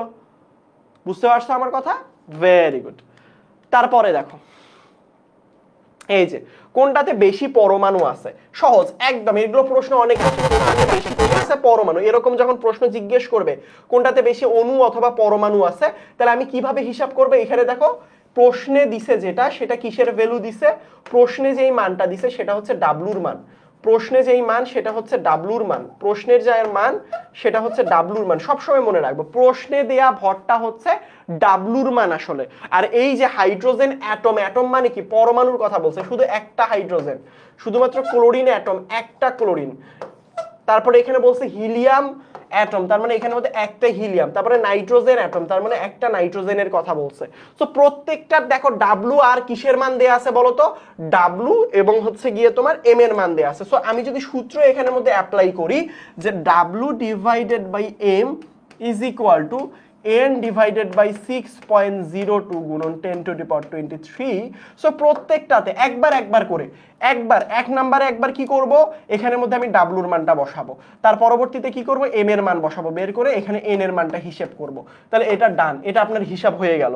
পরে সেম ভাবে এখানের মধ্যে নেক্সটেও কি করবেন, এই যে ডাব্লুর মান বসাবেন, ওই পাশ থেকে এম এর মান বসাবেন, বসায় এখানে এন এর মান বের করবেন। পরের পার্টেও ডাব্লুর মান বসাবেন, এম এর মান বসাবেন, এন এর মান বের করবেন। প্রত্যেকটা পার্টে এভাবে আসলে কাহিনীগুলো করতে হবে। কথা কি বুঝতে পারছো বাচ্চা কাচ্চারা? কাহিনী কি বোঝা গেছে? সো চলো নেক্সট পার্টে আমরা চলে যাই। আচ্ছা এটা লাগবে না এগুলো জিনিস। এবার আমরা যেটা করব, আয়ন টায়ন এইগুলো আপনারা পারবেন ইনশাআল্লাহ। চলেন, আমরা তো মোল সংখ্যা নিয়ে অনেক কিছু দেখলাম, এবার আমরা যেটা করব সেটা হচ্ছে মোলারিটি নিয়ে পড়ার চেষ্টা করব। মোলারিটি এই পার্টটা নিয়ে আপনারা এর আগে অর্থাৎ 9 10-এও অনেক পড়াশোনা করে আসছেন, ঠিক আছে? সো 9 10-এও যখন পড়াশোনা করছিলেন মোলারিটি নিয়ে, সো একটা জিনিস মনে রাখবেন, মোলারিটি মানে কি, বাংলা অর্থটা কি বুঝায়? ঘনমাত্রা। হ্যাঁ, মোলারিটি ঘনমাত্রা। সো আপনাকে কিসের মান বের করতে হবে? আপনারা ছোট্টবেলায় একটা সূত্রের কথা মনে আছে, S is equal to 1000 W divided by MV. অনেকের হয়তো বা মনে পড়বে না, অনেকে বলে এটা সহজে পড়ছে, ডাব্লু ইকুয়াল টু, যদি আপনি মানে সাইড চেঞ্জ করে গুণ করবেন, এস এমভি ডিভাইডেড বাই হচ্ছে 1000। এই যে দুইটা সূত্র, এই দুইটা সূত্র কিন্তু 9 10-এ পড়ে আসছেন। এটা একটা সূত্র, এইটা আরেকটা সূত্র, এই যে এইটা আরেকটা সূত্র। এই দুইটা সূত্র আপনারা কিন্তু 9 10-এ খুব ভালো করে পড়ে আসছেন। সুতরাং এই সূত্র দিয়ে কিন্তু এবারও এইচএসসি-তে প্রশ্ন আসতে পারে, তবে অনেকভাবে, মানে একটু ঘুরাই টুরাই দিতে পারে আর কি। সো যতভাবে ঘুরাই দিক না কেন কোনো প্যারা নাই। সুতরাং আপনাদেরকে একটু দেখানোর চেষ্টা করব, ধরেন S1 V1 এইগুলো আমরা পরে করব। আসলে আমরা যেটা করার চেষ্টা করব প্রথমে সেটা হচ্ছে একটা জিনিস দেখেন, আমরা ঘনমাত্রা যতভাবে পরীক্ষাতে আসতে পারে এইটা একটু দেখানোর চেষ্টা করি আপনাদেরকে। ঘনমাত্রা যতভাবে প্রশ্ন পরীক্ষার মধ্যে আসতে পারে এইটা একটু দেখানোর চেষ্টা করি আসলে। সো দেখেন একটু জিনিস ভালো করে খেয়াল করেন, আমরা কি পড়লাম, S is equal to 1000 W divided by MV. So একটা জিনিস তো আমরা অলরেডি ছোট্টবেলা থেকে শিখি, এই ডাব্লু বাই এম এইটা সমান সমান আমরা কি লিখতে পারি বলো তো? একটু আগেও শিখে আসছি না? একটু আগে কি শিখে আসছি? N is equal to W divided by M, এইটা কিন্তু আমরা একটু আগে শিখে আসছি। তাহলে তোমরা বলো তো আমাকে একটু সুন্দর করে, সেটা হচ্ছে এই ডাব্লু বাই এম, এই যে দেখো এস এর জায়গায় কি লিখবো? এস লিখবো, সমান সমান 1000-এর জায়গায় কত লিখবো? 1000 লিখবো। এই ডাব্লু বাই এম এর জায়গায় আমরা কি এন লিখতে পারি না? মোল সংখ্যা, এন লিখে দিলাম। এখানে নিচে কি থাকলো? ভি। তাহলে আমি যদি সূত্রটা একটু এক্সচেঞ্জ করি, মানে সাইড চেঞ্জ করার চেষ্টা করি, আমরা একটু আমরা কি করব? সাইড চেঞ্জ করার চেষ্টা করব। এই এনটাকে আমরা আসলে ওই দিকে নিয়ে যেতে চাই। তাহলে এইটা এখান থেকে ওই পাশে গুণ চলে যাবে। তাহলে আমরা কি বলতে পারি? N is equal to S V divided by 1000। So এই যে আমরা যে সাইড চেঞ্জ করে নতুন আসলে সূত্র তো আসলে না, সূত্র তো এইগুলো না, সূত্র তো আগের সূত্রই। শুধুমাত্র আমরা কি করতেছি, এই সূত্রগুলোর মানে হচ্ছে কতভাবে আসলে পরীক্ষার মধ্যে আসতে পারে, কতভাবে পরীক্ষার মধ্যে তোমাকে অ্যাপ্লাই করতে হতে পারে সেইগুলো দেখিয়ে দিচ্ছি। সো এইভাবে এক ধরনের এস এর মান বের করতে হতেই পারে, মূল সংখ্যা দিয়ে দিছে। আবার একটা জিনিস মনে রাখবেন, যদি কখনো পার্সেন্টেজ দিয়ে থাকে, পার্সেন্টেজ দেয়া থাকলে এস কিভাবে নির্ণয় করব? ধরো আপনাকে প্রশ্নের মধ্যে বলছে 5% H2SO4 এর ঘনমাত্রা কত, দেখো, বা মোলারিটি কত, এভাবে প্রশ্ন দিছে। এভাবে ধরেন আপনার একটা প্রশ্ন আছে, 5% দিয়ে দিছে। সো এতক্ষণ তো পার্সেন্টেজ দেয়নি, এতক্ষণ কি দিছিল তাহলে? সরাসরি ডাব্লুর মান দিত 5 গ্রাম 20 মিলিলিটার, এবার কিচ্ছু দেয়নি, আয়তন অথবা ভর কিচ্ছু দেয়নি। তাহলে প্রশ্ন কিভাবে করছে? প্রশ্ন তোমাকে করেছে এভাবে, সরাসরি কি দিয়ে দিছে? পার্সেন্টেজ দিছে। সো আপনাকে যদি কখনো পরীক্ষার হলে পার্সেন্টেজ দিয়ে দেয় তাহলে কিভাবে ম্যাথগুলো নির্ণয় করবেন? দেখেন আমি আপনাদেরকে সহজে শেখার একটা টেকনিক দেখাই দিই। সেটা কি বলছে, এখানে কি থাকলে? পার্সেন্টেজ থাকলে সবসময় আপনারা মনে রাখবেন, যদি কখনো পার্সেন্টেজ দেয়া থাকে সবসময় মনে রাখবেন পার্সেন্টেজ মানে কি 100 না। ধরেন আপনাকে যদি দেয়া থাকে 5%, এই মানটা মানে কি বুঝাবে? এই মানটা আসলে কিসের দেয়া আছে? এই মানটা মনে রাখবেন W ডিভাইডেড বাই V এর মান। এটা একটু মনে রাখবেন বাবারা, কিসের মান? W ডিভাইডেড বাই V এর মান। সো এখানের মধ্যে যখন আপনাকে বলে দিবে 5%, সবসময় মনে রাখবা 5% মানে W কত? W দেয়া আছে প্রশ্নের মধ্যে 5 গ্রাম।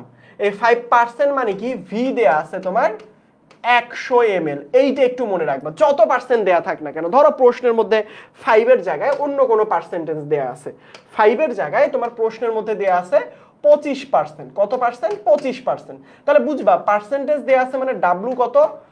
W হচ্ছে 25 গ্রাম। তার পরবর্তীতে যদি V এর কথা বলি, V সমান সমান কত দেয়া আছে? এখানে আছে 100 ml। এবার দেখো তো ম্যাথটা করতে পারো কিনা, এবার দেখো তো একটু ম্যাথটা করা যায় কিনা। হ্যাঁ, percentage into m divided by, মানে এগুলো হচ্ছে এমসিকিউ এর ক্ষেত্রে করতে পারো, পার্সেন্টেজ গুণন 10 ডিভাইডেড বাই m। বুঝতে পারছো আরফা ইসলাম? সো এটা আপনি এমসিকিউ এর ক্ষেত্রেও করতে পারেন, বাট বড় বড় ম্যাথগুলোর ক্ষেত্রে আসলে একটু আটকায় যাবে। সুতরাং যখন আপনি অনেক বেশি শর্ট টেকনিক শিখতে থাকবেন, তখন একটা জায়গায় সুবিধা যে কোন শর্ট টেকনিক কোথায় ইউজ করবেন ভুলে যাওয়ার সম্ভাবনা থাকে। সো পার্সেন্টেজ ইনটু 10 ডিভাইডেড মানে 10 ডিভাইডেড বাই m, এটাও ইউজ করতে পারেন, এই ক্ষেত্রেও কোনো সমস্যা নাই। সুতরাং আমরা একটু দেখার চেষ্টা করি এবং বোঝার চেষ্টা করি। দেখো একটু ভালো করে খেয়াল করো, আমাকে কি বলছে? পার্সেন্টেজ থাকলে s এর ভ্যালু কি থাকলে? পার্সেন্টেজ। তার মানে আমি এখানে বলি বসাই s is equal to 1000 W divided by mv। So এবার এখান থেকে একটু বোঝার চেষ্টা করো, এখানের মধ্যে W কতটুকু দেয়া আছে? W দেয়া আছে হচ্ছে 5 গ্রাম। কেন? কারণ হচ্ছে এখানের মধ্যে প্রশ্ন কয় পার্সেন্ট? 5%। কয় পার্সেন্ট? 5%। এই যে 5% থেকে লিখলাম। তাহলে m এর মানটা কি? m এর মান ধরো যৌগের মধ্যে যেই মান, ধরো হচ্ছে 5%, আমি এখানের মধ্যে হাইড্রোক্লোরিক অ্যাসিড দিলাম। তাহলে হাইড্রোক্লোরিক অ্যাসিডের ভর কত হবে? 36.5 গ্রাম। m এর মান কত হবে বলো তো? প্রশ্নের মধ্যে m এর মান কত দিয়ে দিছে? হাইড্রোক্লোরিক অ্যাসিড, সরি এটা তো হচ্ছে v এর মান। v এর মান কত দিছে? 100%, মানে নিচে হচ্ছে এটা 100 হবে। এবার দেখেন আপনি হিসাব নিকাশ করেন, যা আসবে তাই উত্তর। বুঝতে পারছেন আমার কথা? সুতরাং আপনি যদি কখনো চান যে s সমান পার্সেন্টেজ যদি থাকে, পার্সেন্টেজ থাকে, তাহলে আপনি যদি শর্ট জাস্ট ফর এমসিকিউ বাবা, শর্টকাটে যদি এমসিকিউ এর জন্য করতে চান, বাট আমি বলবো এভাবে মনে রাখেন, তাহলে বড় বড় ম্যাথগুলো করার ক্ষেত্রে আপনার জন্যই সুবিধা হবে। বুঝতে পারছেন আমার কথা? সুতরাং আমরা যেটা চেষ্টা করব সেটা হচ্ছে যে এখানের মধ্যে যদি এমসিকিউ আসে, আপনি যদি পারেন percentage into m divided by, sorry percentage into 10 divided by m, এভাবেও করা যেতে পারে। এভাবেও আসলে কি করা যেতে পারে। তাহলে পার্সেন্টেজের মান কত দেয়া ছিল প্রশ্নে? ধরো 5%, তাহলে 5 গুণন 10 মানে 10। তাহলে এই যে হাইড্রোক্লোরিক অ্যাসিডের ভর কত? 36.5। হ্যাঁ, সো আপনি যদি চান এটা শর্টকাটের জন্য করতে পারেন ফর এমসিকিউ, বাট বড় বড় যখন ম্যাথ আসবে, পার্সেন্টেজ থাকবে, তখন আপনাকে ওইভাবেই করতে হবে। তার মানে আমি এখানে কি বলতে পারি? আমি এখানে তোমাকে কি বলতে পারি যে যদি কখনো পার্সেন্টেজ দেয়া থাকে, যদি কখনো পার্সেন্টেজ দেয়া থাকে, তখন কি করবা? মনে রাখবা উপরের যেই পার্সেন্টেজ দেয়া আছে 5%, তাহলে 5 হচ্ছে ডাব্লুর ভ্যালু, পার্সেন্টেজের জন্য v হচ্ছে 100। v হচ্ছে কত? 100। কথা কি বোঝা গেছে?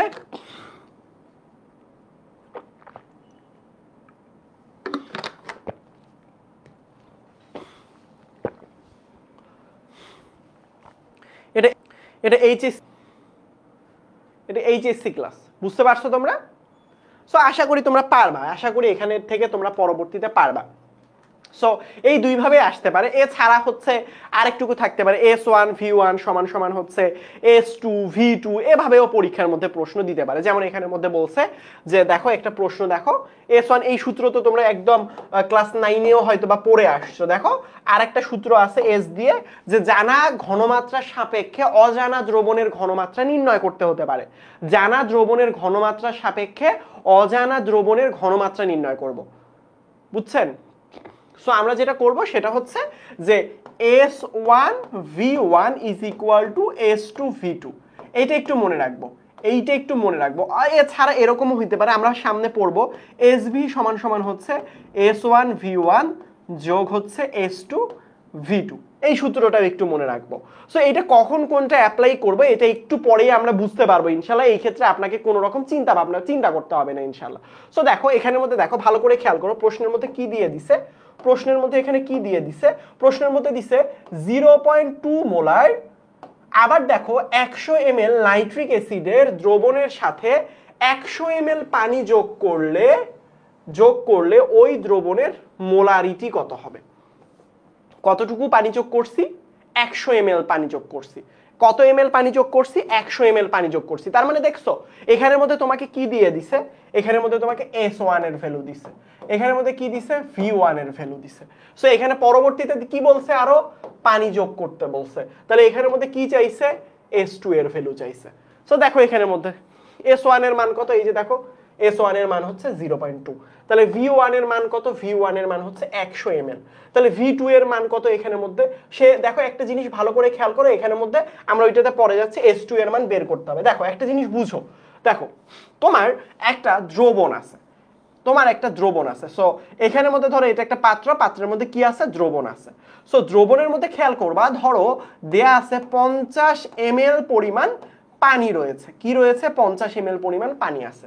সো নতুন করে আপনি আবার কি করলেন, নতুন করে আপনি আবার 100 ml পানি দিয়ে দিলেন একই পাত্রে, কিন্তু নতুন করে আপনি কতটুকু পানি দিলেন, 100 ml পানি দিলেন। তাহলে আপনার আগে কত ছিল, এই পাত্রের মধ্যে আগে ছিল, এই যে দেখেন আগে ছিল কতটুকু, আগে ছিল হচ্ছে V1 এর ভ্যালু হচ্ছে 50, আর নতুন করে যখন আপনি দিয়ে দিলেন তখন পাত্রের মোট আয়তন কত হলো, আগে থেকে ছিল 50, নতুন করে দিলেন আরো 100, তাহলে V2 সমান সমান কত হয়ে যাবে, 150। এই যে তার মানে এখানে ভ্যালু কত করতে বলেন তো, এই যে এখানের মধ্যে কত দেয়া ছিল, আগে ছিল 100, পরবর্তীতে কতটুকু যোগ করছেন, দেখেন আপনি কিন্তু এটা যোগ করছেন, কতটুকু যোগ করছেন, 100 যোগ করছেন। তাহলে দুইটা যদি যোগ করেন তাহলে কত আসবে, 100 যোগ 100, তার মানে কি দাঁড়ায়, 100 যোগ 100 মানে কি 200। তার মানে সেটা ব্যবহার করে আপনি কিসের মান বের করবেন, S2 এর মানটা বের করে ফেলবেন। কথা কি বুঝতে পারছো, কথা কি বুঝতে পারছে, এই জিনিসটার দিকে একটু খেয়াল রাখবা। এই জন্য এই ম্যাথটা একটু গুরুত্বপূর্ণ। যে কেন গুরুত্বপূর্ণ, কারণ মাঝে মাঝে এই ম্যাথটা চলে আসে যে আপনি এখানের মধ্যে করবেনটা কি, আপনি এখানের মধ্যে যেটা করার মানে হয় আসলে সরাসরি এটাকে কি ধরেন, V1, এটাকে সরাসরি কি টু V2 ধরেন, এভাবে ধরে ম্যাথটা করে ফেলেন সুন্দর মতো। কিন্তু মনে রাখবেন যদি আপনি কখনো পানি সংযোজন করেন অথবা পানিকে সংযুক্ত করেন তখন কি হবে, তখন আপনি সবসময় মনে রাখবেন যে নতুন করে যুক্ত করলে দুই একসাথে যোগ করে ফেলবো। কথা কি বোঝা গেছে, ভেরি গুড। এখন দেখো এখানের মধ্যে আরেকটা সুন্দর প্রশ্ন দিয়ে দিছে, সেটা হচ্ছে 50 সিসি। সিসি মানেটা কি, সিসি মানে বোঝানো হয় সেন্টিমিটার কিউব। হ্যাঁ, 50 সেন্টিমিটার কিউব। তার মানে এখানের মধ্যে আমি কি বলতে পারি, সেন্টিমিটার কিউব আয়তনের একক না।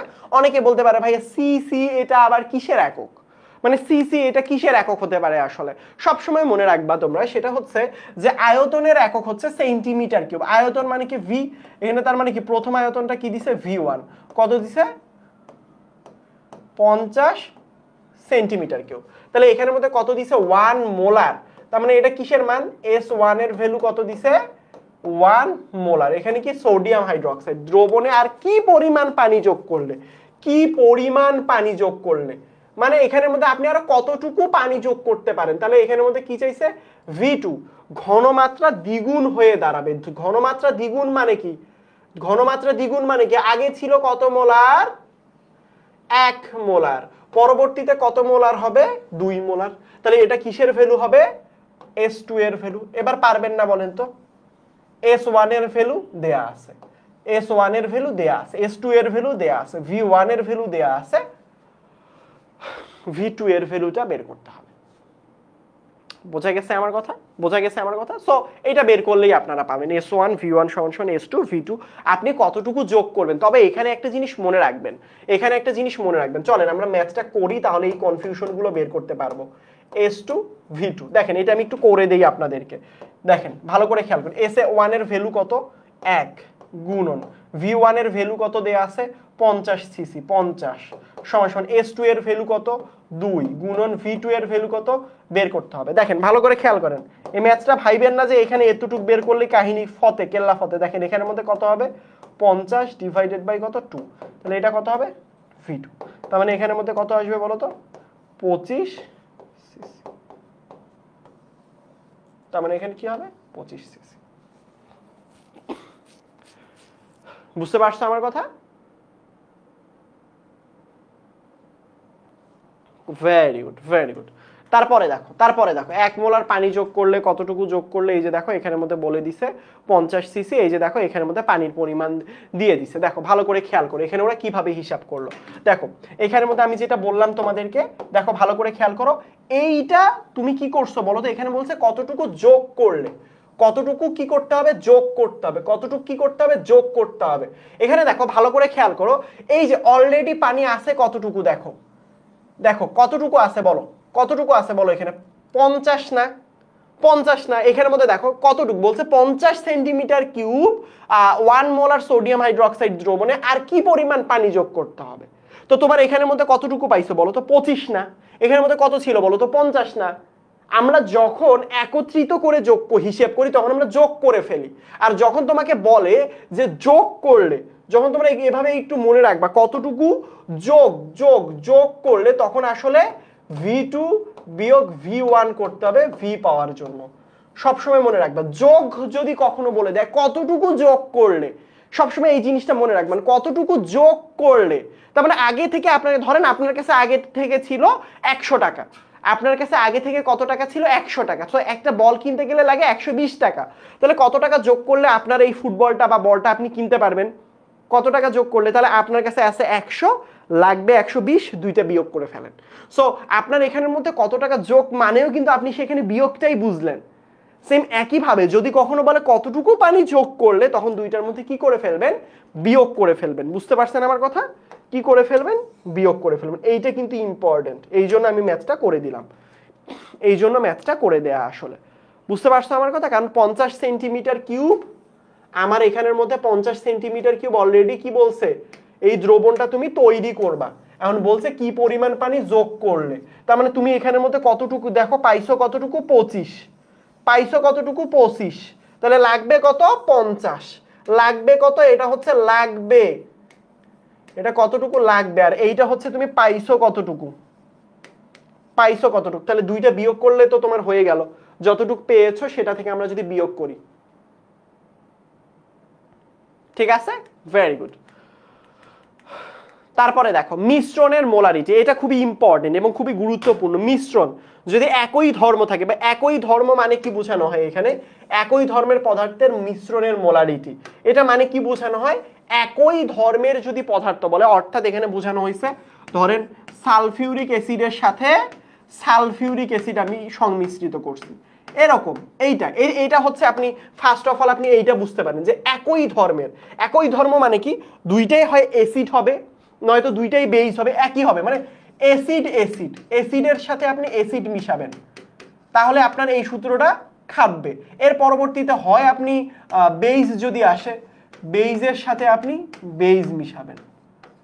বুঝতে পারছেন আমার কথা? সো অ্যাসিডের সাথে অ্যাসিড মিশান অথবা অ্যাসিড বেইজের সাথে অ্যাসিড মিশান, যাই মিশান না কেন, যেটাই মিশান না কেন, দিন শেষে দুইটাই কি হবে, এইটা হবে, মানে এই সূত্রটা অ্যাপ্লিকেবল হবে। যেমন আমি বলতে পারি হাইড্রোক্লোরিক অ্যাসিড এটার সাথে সালফিউরিক অ্যাসিড মিশাবো, তাহলে দুইটাই কি অ্যাসিড না, দুইটাই কি অ্যাসিড না, যেহেতু দুইটাই অ্যাসিড তাই এইটা সূত্রটা তার জন্য অ্যাপ্লিকেবল হবে। সেম ভাবে সোডিয়াম হাইড্রোক্সাইড এবং আমি যদি এখানের মধ্যে পটাশিয়াম হাইড্রোক্সাইডের কথা বলি, পটাশিয়াম হাইড্রোক্সাইড বলি, তাহলে দুইটাই কি হবে এই সূত্রের জন্য অ্যাপ্লিকেবল হবে। কথা কি আমরা বুঝতে পারছি? কথা কি ক্লিয়ার? কথা কি বোঝা গেছে? কথা কি বোঝা গেছে? তাহলে চলো আমরা একটু বোঝার চেষ্টা করি একটা ম্যাথের সাহায্যে। দেখো প্রথমে আমরা এখানের মধ্যে যখন তোমাকে মোলারিটি হিসাব করতে বলবে, মিশ্রণের মোলারিটি হিসাব করতে হবে, আপনি একটু হিসাব করে দেখবেন। এই যে দেখেন এখানের মধ্যেও দেখেন যেই অ্যাসিডটা দেয়া রয়েছে হাইড্রোক্লোরিক অ্যাসিড, সেম একই অ্যাসিড এখানের মধ্যেও দেয়া আছে হাইড্রোক্লোরিক অ্যাসিড। বুঝতে পারছেন আমার কথা? বুঝতে পারছেন আমার কথা? সুতরাং একটা জিনিস দেখেন, দেখেন এখানের মধ্যে এই যে ভ্যালুটা, প্রথম যে ঘনমাত্রাটা, সেই ঘনমাত্রাটা হচ্ছে S1। এই যে আয়তনটা এটা কি হবে, এটা হবে V1। তাহলে এটা হলো S1 V1 এর ভ্যালু। তাহলে এই যে দেখো এইটার ভ্যালুটা, এই যে ভ্যালুটা এটা হচ্ছে S2, আর এই যে ভ্যালুটা এই দুইটা মিশাবো যেটা সেটা হচ্ছে V2। তাহলে এখানে বলছে মিশ্রিত দ্রবণের মোলারিটি কত। আমরা কি জানি, আমরা সূত্র থেকে কি জানি বাচ্চা কাচ্চারা, সূত্র থেকে আমরা কি জানি দেখো ভালো করে খেয়াল করো। আমরা জানি S1 V1 is plus S2 V2, আর এখানের মধ্যে সামনে কি দিব আমরা, এখানের মধ্যে সামনে দিব SV। বুঝছো, এখান থেকে বুঝছো, একটু বোঝার চেষ্টা করো বাবা। এই যে আমার এই যে এখানের মধ্যে একটা জিনিস দেখেন, এই যে এখানের মধ্যে ভিটা দেখছেন না, মিশ্রিত, আরো সহজ করে আপনাদেরকে বলি, এটা হচ্ছে টোটাল যে আয়তন, দুইটা যে মিশাইলেন টোটাল আয়তন, মিশানোর আয়তন, টোটাল আয়তন মিশাইছেন, যে দুইটা পাত্রের পানি যে একসাথে মিশিয়ে ফেলছেন, এটা টোটাল আয়তনটা বলছে। এই যে এইটা কি, এস মানে কি, এস মানে হচ্ছে মিশ্রিত মোলারিটি, মিশ্রিত বা মিশ্রণের মোলারিটি। হ্যাঁ, মোলারিটি। তাহলে এখানের মধ্যে দেখেন প্রশ্নের মধ্যে S1 এর ভ্যালু কত দিছি 0.2, V1 কত 1000, V1 এর ভ্যালু কত 1000 যোগ S2 এর ভ্যালু কত 0.1, V2 এর ভ্যালু কত 300। এবার দেখো এখানের মধ্যে তো আমার S এর মান লাগবে, তাহলে এখানের মধ্যে আমার V এর ভ্যালু কত, V কত, V কত আসলে ওই যে বললাম টোটাল আয়তন। তাহলে টোটাল আয়তন মানে কি V সমান সমান V1 যোগ V2। মানে আপনি তো দুইটাকে একসাথে মিশাইছেন, আপনি তো দুইটা জিনিসকে একসাথে মিশিয়ে ফেলছেন। তাহলে মিশানো মানে কি, মিশানো মানে মিশ্রিত করে ফেলা। সো আপনি যেহেতু দুইটাকে একসাথে মিশ্রিত অথবা মিশিয়ে ফেলেছেন, তাহলে এখানের মধ্যে এটার ভ্যালুটা কি হবে, ভ্যালুটা কি হবে ভালো করে খেয়াল করেন। V1 এর মানটা কত, V1 এর মান আয়তন দেখেন, V1 এর ভ্যালু কত দেয়া আছে 1000, তাহলে আপনি এখানে কত দিবেন 1000। V2 এর ভ্যালু কত দেয়া আছে 300, এখানের মধ্যে দিবেন 300, তাহলে এখানের মধ্যে কত হবে 1300, কত হবে 1300। তার মানে আমি এখানের মধ্যে কত দিতে পারি, V এর জায়গায় 1300 দিতে পারি। বোঝা গেছে? এই যে হয়ে গেল, আপনি এখন আপনার ক্যালকুলেটরের মধ্যে হিসাব নিকাশ করে এটার উত্তর বের করে দিলেই হয়ে গেল, আপনি এটার হিসাব নিকাশ বের করলেই হয়ে গেল। কথা কি বুঝতে পারছেন আমার? সো যখন আপনাকে মিশ্রিত পদার্থের বলে দিবে, আপনি সবসময় মনে রাখবেন এই সূত্রটার কথা, যে আপনাকে এইটা হচ্ছে মিশ্রিত ঘনমাত্রা বা মোলারিটি, এটা হচ্ছে মিশ্রিত টোটাল, দুইটা যে মিক্স করতেছেন সেটার V, S1 V1 S2 V2 এর ভ্যালু দেয়া আছে। তবে মনে রাখতে হবে অবশ্যই অবশ্যই অবশ্যই মনে রাখতে হবে, এই যে আপনি যখন মিশ্রিত বের করবেন, সেই মিশ্রিত দুইটা একই জাতীয় হইতে হবে বা সমজাতীয় হইতে হবে, হয় দুইটাই অ্যাসিড হইতে হবে, দুইটাই ক্ষার হতে হবে। হয় দেখেন এখানের মধ্যে দুইটাই হচ্ছে হাইড্রোক্লোরিক অ্যাসিড, তাইলে এর ক্ষেত্রে আসলে প্রযোজ্য। বোঝা গেছে? Very good. সূত্রের প্রতিপাদন লাগবে না। এই যে দেখো এখানের মধ্যে এই প্রশ্নটা একটু সলভ করার চেষ্টা করো। চলো এটা একটু এবার মিশ্রিত না, দেখো এখানের মধ্যে এটা আমরা পড়ছি অলরেডি, এত লিটার দ্রবণে এত গ্রাম পটাশিয়াম কি আছে বলো তো, পটাশিয়াম ডাইক্রোমেট আছে, মোলারিটি কত। খুবই সহজ প্রশ্ন, আমরা কি জানি S is equal to 1000 W divided by MV। তাহলে এখানের মধ্যে দেখো ভালো করে খেয়াল করো, 250 কার ভ্যালু, V এর ভ্যালু, M এর ভ্যালু কার কত বসাবে, এই যে এখানে পটাশিয়াম ডাইক্রোমেট দিছে বসাই দিবা, W এর ভ্যালু এখানে এটা বসাই দিবা, তাহলেই উত্তর হয়ে গেল। তাহলেই তো উত্তর হলো। এর মতো সহজ জীবনে পাবা না প্রশ্ন পরীক্ষার মধ্যে, যে সুন্দর মতো S এর ভ্যালু, W এর ভ্যালু, V এর ভ্যালু যা আছে সব দিয়ে দিছে, সবগুলো দিয়ে দিছে। এরকম সহজ প্রশ্ন পরীক্ষার হলে পাবা না। বুঝতে পারছো আমার কথা? সো এই যে কি পরিমাণে, এই যে দেখো এই যে দেখো এখানের মধ্যে দেখো একটা প্রশ্ন খুব ভালো করে খেয়াল করো, বলছে 250 ml সোডিয়াম অক্সালেটের সাথে বা এর 0.1 মোলার দ্রবণ তৈরি করতে কি পরিমাণ সোডিয়াম অক্সালেটের প্রয়োজন হবে।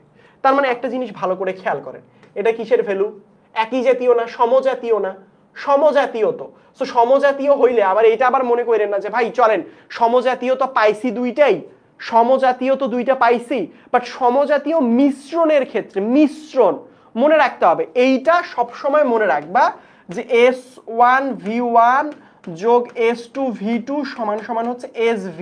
এই সূত্রটা হবে সমজাতীয়, প্রথম শর্ত তো সমজাতীয়, তোমরা তো ভুলভাল করে ফেলো, প্রথমটা হচ্ছে সমজাতীয়, দ্বিতীয়টা হচ্ছে মিশ্রণ হতে হবে, কি হতে হবে, মিশ্রণ হতে হবে। কি হতে হবে? মিশ্রণ হইতে হবে। যদি আপনি সমজাতীয় পান তাও হবে না, মিশ্রণ হইতে হবে। এইটা কিন্তু ম্যান্ডেটরি। সো এই প্রশ্নের মধ্যে কিন্তু কোনো মিশ্রণ বলে নাই, দ্রবণ তৈরি করার কথা বলছে। তাহলে এখানের মধ্যে এটা হচ্ছে V1, এটা কি তৈরি করবেন? S1। এর পরবর্তীতে সোডিয়াম অক্সালেটের প্রয়োজন হবে বলছে। দ্রবণ দেখো, এত মিলিলিটার এত মোলার দ্রবণ তৈরি করতে কি পরিমাণ সোডিয়াম অক্সালেটের প্রয়োজন হবে। সুতরাং যখন আপনার প্রয়োজন হবে, প্রয়োজন, তখন মনে করবেন ডাব্লুর মান বের করতে বলছে। ডাব্লুর মান বের করতে বলছে। ডাব্লু। তার মানে আপনি কি সূত্র জানেন? S is equal to 1000 W divided by MV। এখান থেকে আপনি একটু খেয়াল করেন সুন্দর মতো, এস এর মান কত দেয়া আছে? 0.1। এটা হচ্ছে 1000, ডাব্লুর মান কত আপনাকে বের করতে হবে। এম মানে কি? এম মানে হচ্ছে সোডিয়াম অক্সালেটের মানটা বসাই দিবেন। ভি কত? 250। এইটার ভর কিন্তু এখানে বসাই দিলেই হয়ে যাবে। বুঝতে পারছেন আমার কথা? কথা কি ক্লিয়ার? কথা কি বোঝা গেছে? Very good. সো এখানের মধ্যে দেখো এখানের মধ্যে বলছে সেম ভাবে দেখো যে এখানে প্রশ্ন বলছে 0.5 মোলার হাইড্রোক্লোরিক অ্যাসিড দ্রবণ ব্যবহার করে 100 ml 0.1 মোলার হাইড্রোক্লোরিক অ্যাসিড দ্রবণ প্রস্তুত করতে প্রয়োজনীয় পানির পরিমাণ। কিসের পরিমাণ? পানির পরিমাণ। এই যে এই ম্যাথগুলো কিন্তু অলরেডি আপনাদেরকে দেখাইছি আসলে।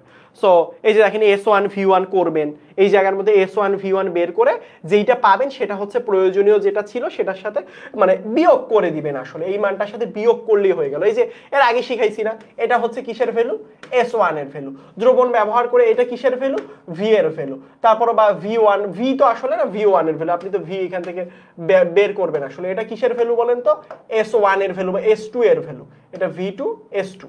সো এখান থেকে আমি অলরেডি এর আগের ম্যাথে বলছি কতটুকু প্রয়োজন হবে এটা বের করার জন্য নতুন করে যে আয়তনটা বের করব, আগের আয়তনের সাথে সেটা কি করে ফেলবো? বিয়োগ করে ফেলবো। বুঝতে পারছেন আমার কথা? এই যে অলরেডি দেখো S1 V1 বের করে এটা কিন্তু অলরেডি আমরা করছি। S1 V1 বের করে সেটা কি আমরা পরিমাণের সাথে কি করে ফেলবো? বিয়োগ করে ফেলবো। নির্দিষ্ট পরিমাণের সাথে সেটা কি করে ফেলবো? বিয়োগ করে ফেলবো। বুঝতে পারছি? কথা ক্লিয়ার? Very good. সো এখানের মধ্যে দেখো, এখানের মধ্যে আবার ওই যে সেম প্রশ্ন দিয়ে দিছে। সো আশা করি এই প্রশ্নগুলো আপনারা পারবেন, এই প্রশ্নগুলো সমস্যা হবে না। এই যে দেখো এখানে মিশ্রিত দ্রবণ বলছে। এখানে দেখো এটাও হাইড্রোক্লোরিক অ্যাসিড, এটাও হচ্ছে সালফিউরিক অ্যাসিড। তো মিশ্রিত পদার্থ বললে আমি যে সূত্রটা বলছি সেই সূত্রটা অ্যাপ্লাই করবেন। মিশ্রিত পদার্থ বললে যেই আমি সবসময় মনে রাখবেন ডেসিমিটার কিউব মানে কি? ডেসিমিটার কিউব মানে হচ্ছে 1 লিটার। 1 লিটার যা কথা, ডেসিমিটার কিউব সেম একই কথা। সুতরাং আগের মতো করে জাস্ট আগের ফর্মুলাতে ফেলে দিবেন, ফেলে দিয়ে ম্যাথটা করে ফেলবেন। এগুলো পারবেন ইনশাল্লাহ। বুঝতে পারছেন আমার কথা? প্রতিপাদন লাগবে না, অ্যাসিড ক্ষারের মোলারিটি পূর্ণ প্রশমিত করতে লাগবে না, আয়তন কত, এগুলো পারবেন ইনশাল্লাহ।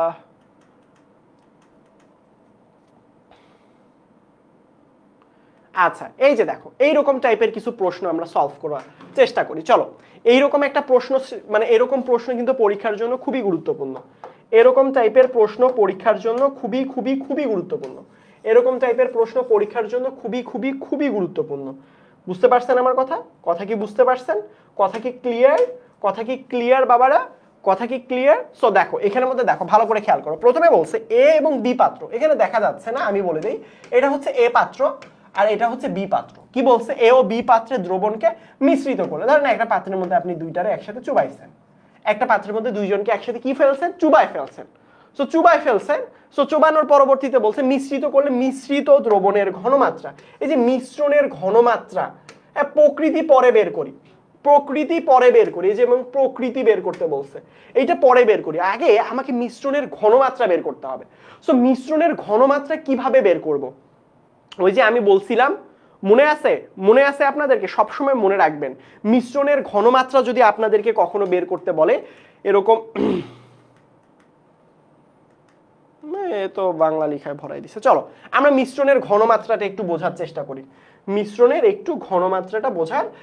করি। চলো মিশ্রণের ঘনমাত্রা যদি একটু সুন্দর করে বোঝার চেষ্টা করি, সুতরাং আমাদের কাছে একটা সুন্দর সূত্র আছে, সেটা হচ্ছে মিশ্রণ বললে SV সমান সমান হচ্ছে S1V1 যদি সমজাতীয় হয়, সমজাতীয় মিশ্রণ,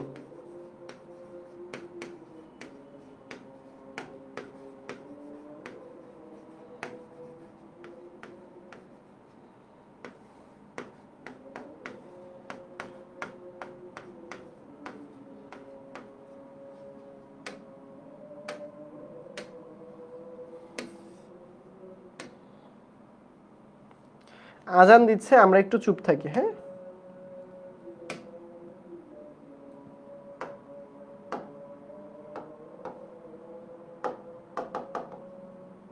আশহাদু আল্লা ইলাহা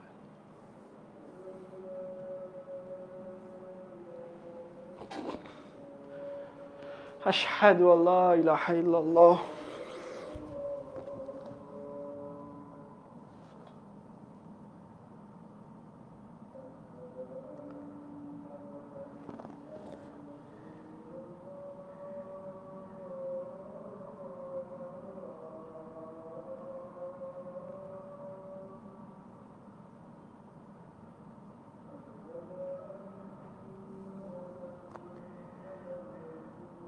أشهد أن محمد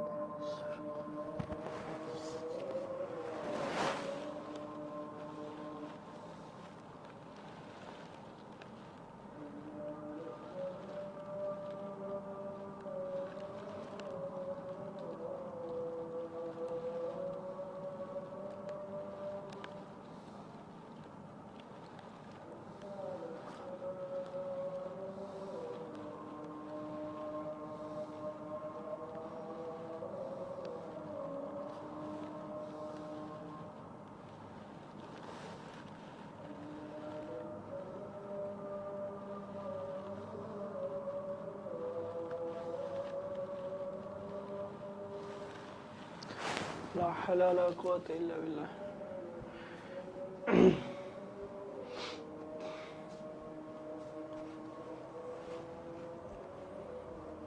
لا حول ولا قوة إلا بالله.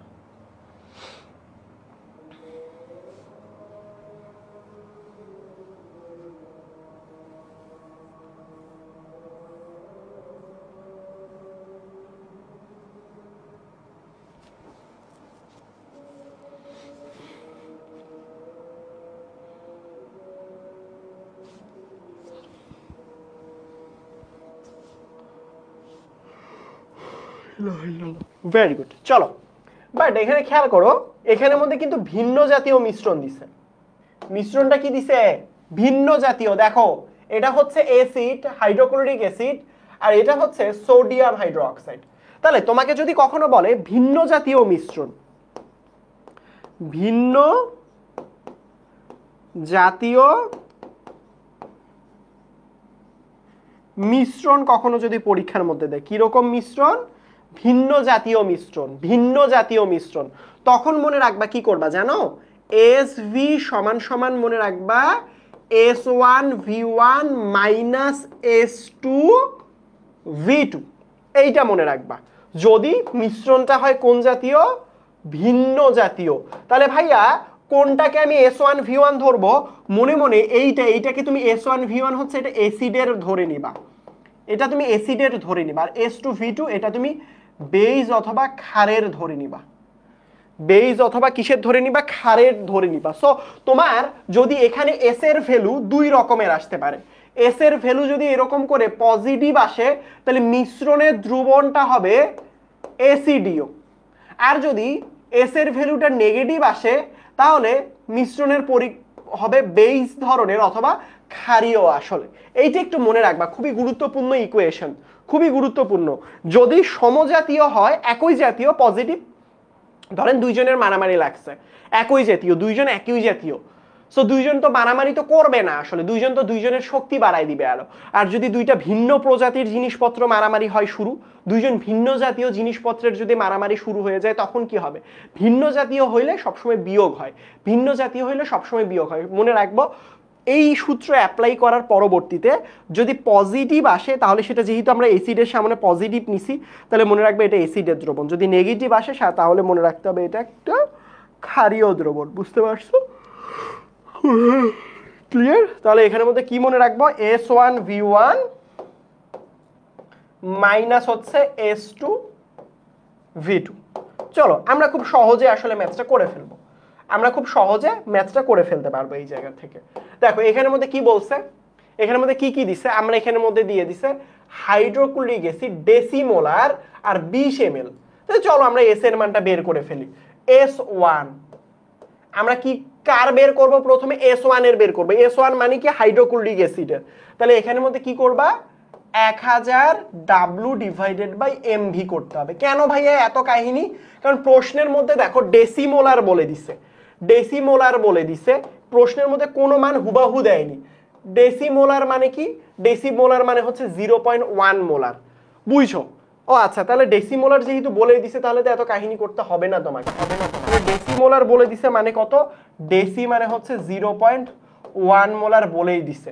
ভি এর মান কত দিছে, 20 ml। তাহলে এখানের মধ্যে V1 এর ভ্যালু কত দিছে, V1 এর ভ্যালু দিছে 20 ml। তাহলে এখানের মধ্যে কত দিছে বলো তো, সেমি মোলার না? তাহলে সেমি মোলার মানে কি, S2 এর ভ্যালু হচ্ছে 0.5 মোলার। তার পরবর্তীতে যদি আমি তোমাদেরকে বলি সেটা হচ্ছে এই জায়গার মধ্যে দেখো তো 30 ml দিয়ে দিছে না? তাহলে V2 এর ভ্যালু কত, 30 ml। তাহলে তুমি এখন এখান থেকে বের করো। আর এখানের মধ্যে ভি মানে কি, এটা কি টোটাল না? এটা তো টোটাল, তোমরা তো জানো দুইটাকে যদি একসাথে মিশ্রিত করা হয়, বুঝছেন? মানগুলো আমি লিখে দিছি বাবা, মানগুলো আমি এখানে সাইড দিয়ে লিখে দিয়েছি, কোনো সমস্যা নেই, মানগুলো সাইড দিয়ে লিখে দিয়েছি আমি। সো এখানের মধ্যে একটা জিনিস খেয়াল করো বাবা, সেটা হচ্ছে এখানের মধ্যে একটা জিনিস খেয়াল করো, সেটা হচ্ছে S1 V1 S2 V2। তাহলে V সমান সমান কি লিখতে পারি, V1 যোগ V2। তাহলে V1 এর ভ্যালু কত, V1 এর ভ্যালু হচ্ছে 20, লিখে দাও 20। V2 এর ভ্যালু কত, V2 এর ভ্যালু হচ্ছে কই গেল 30, লিখে দাও 30। তাহলে কত হবে বলো তো এখানে, 50। নাও চলো বের করে ফেলো। তাহলে S ইজ ইকুয়াল টু নিচে কত হবে, 50।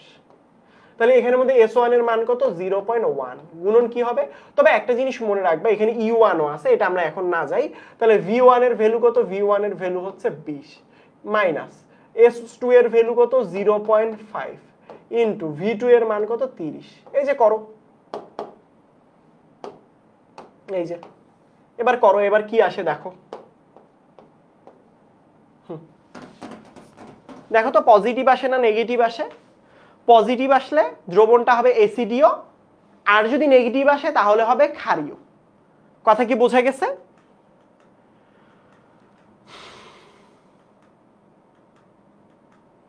অনেক কাহিনী করে করছে, দরকার নেই এত কষ্ট করে, এত কাহিনী করে তোমাকে করতে হবে না। বুঝতে পারছো আমার কথা? বুঝতে পারছো আমার কথা? যে চলো আমরা একটু হিসাবটা করি, হিসাবটা একটু করি। 0.2 বিয়োগ 3 × 5 = 15, আচ্ছা 0.5 গুণন 30,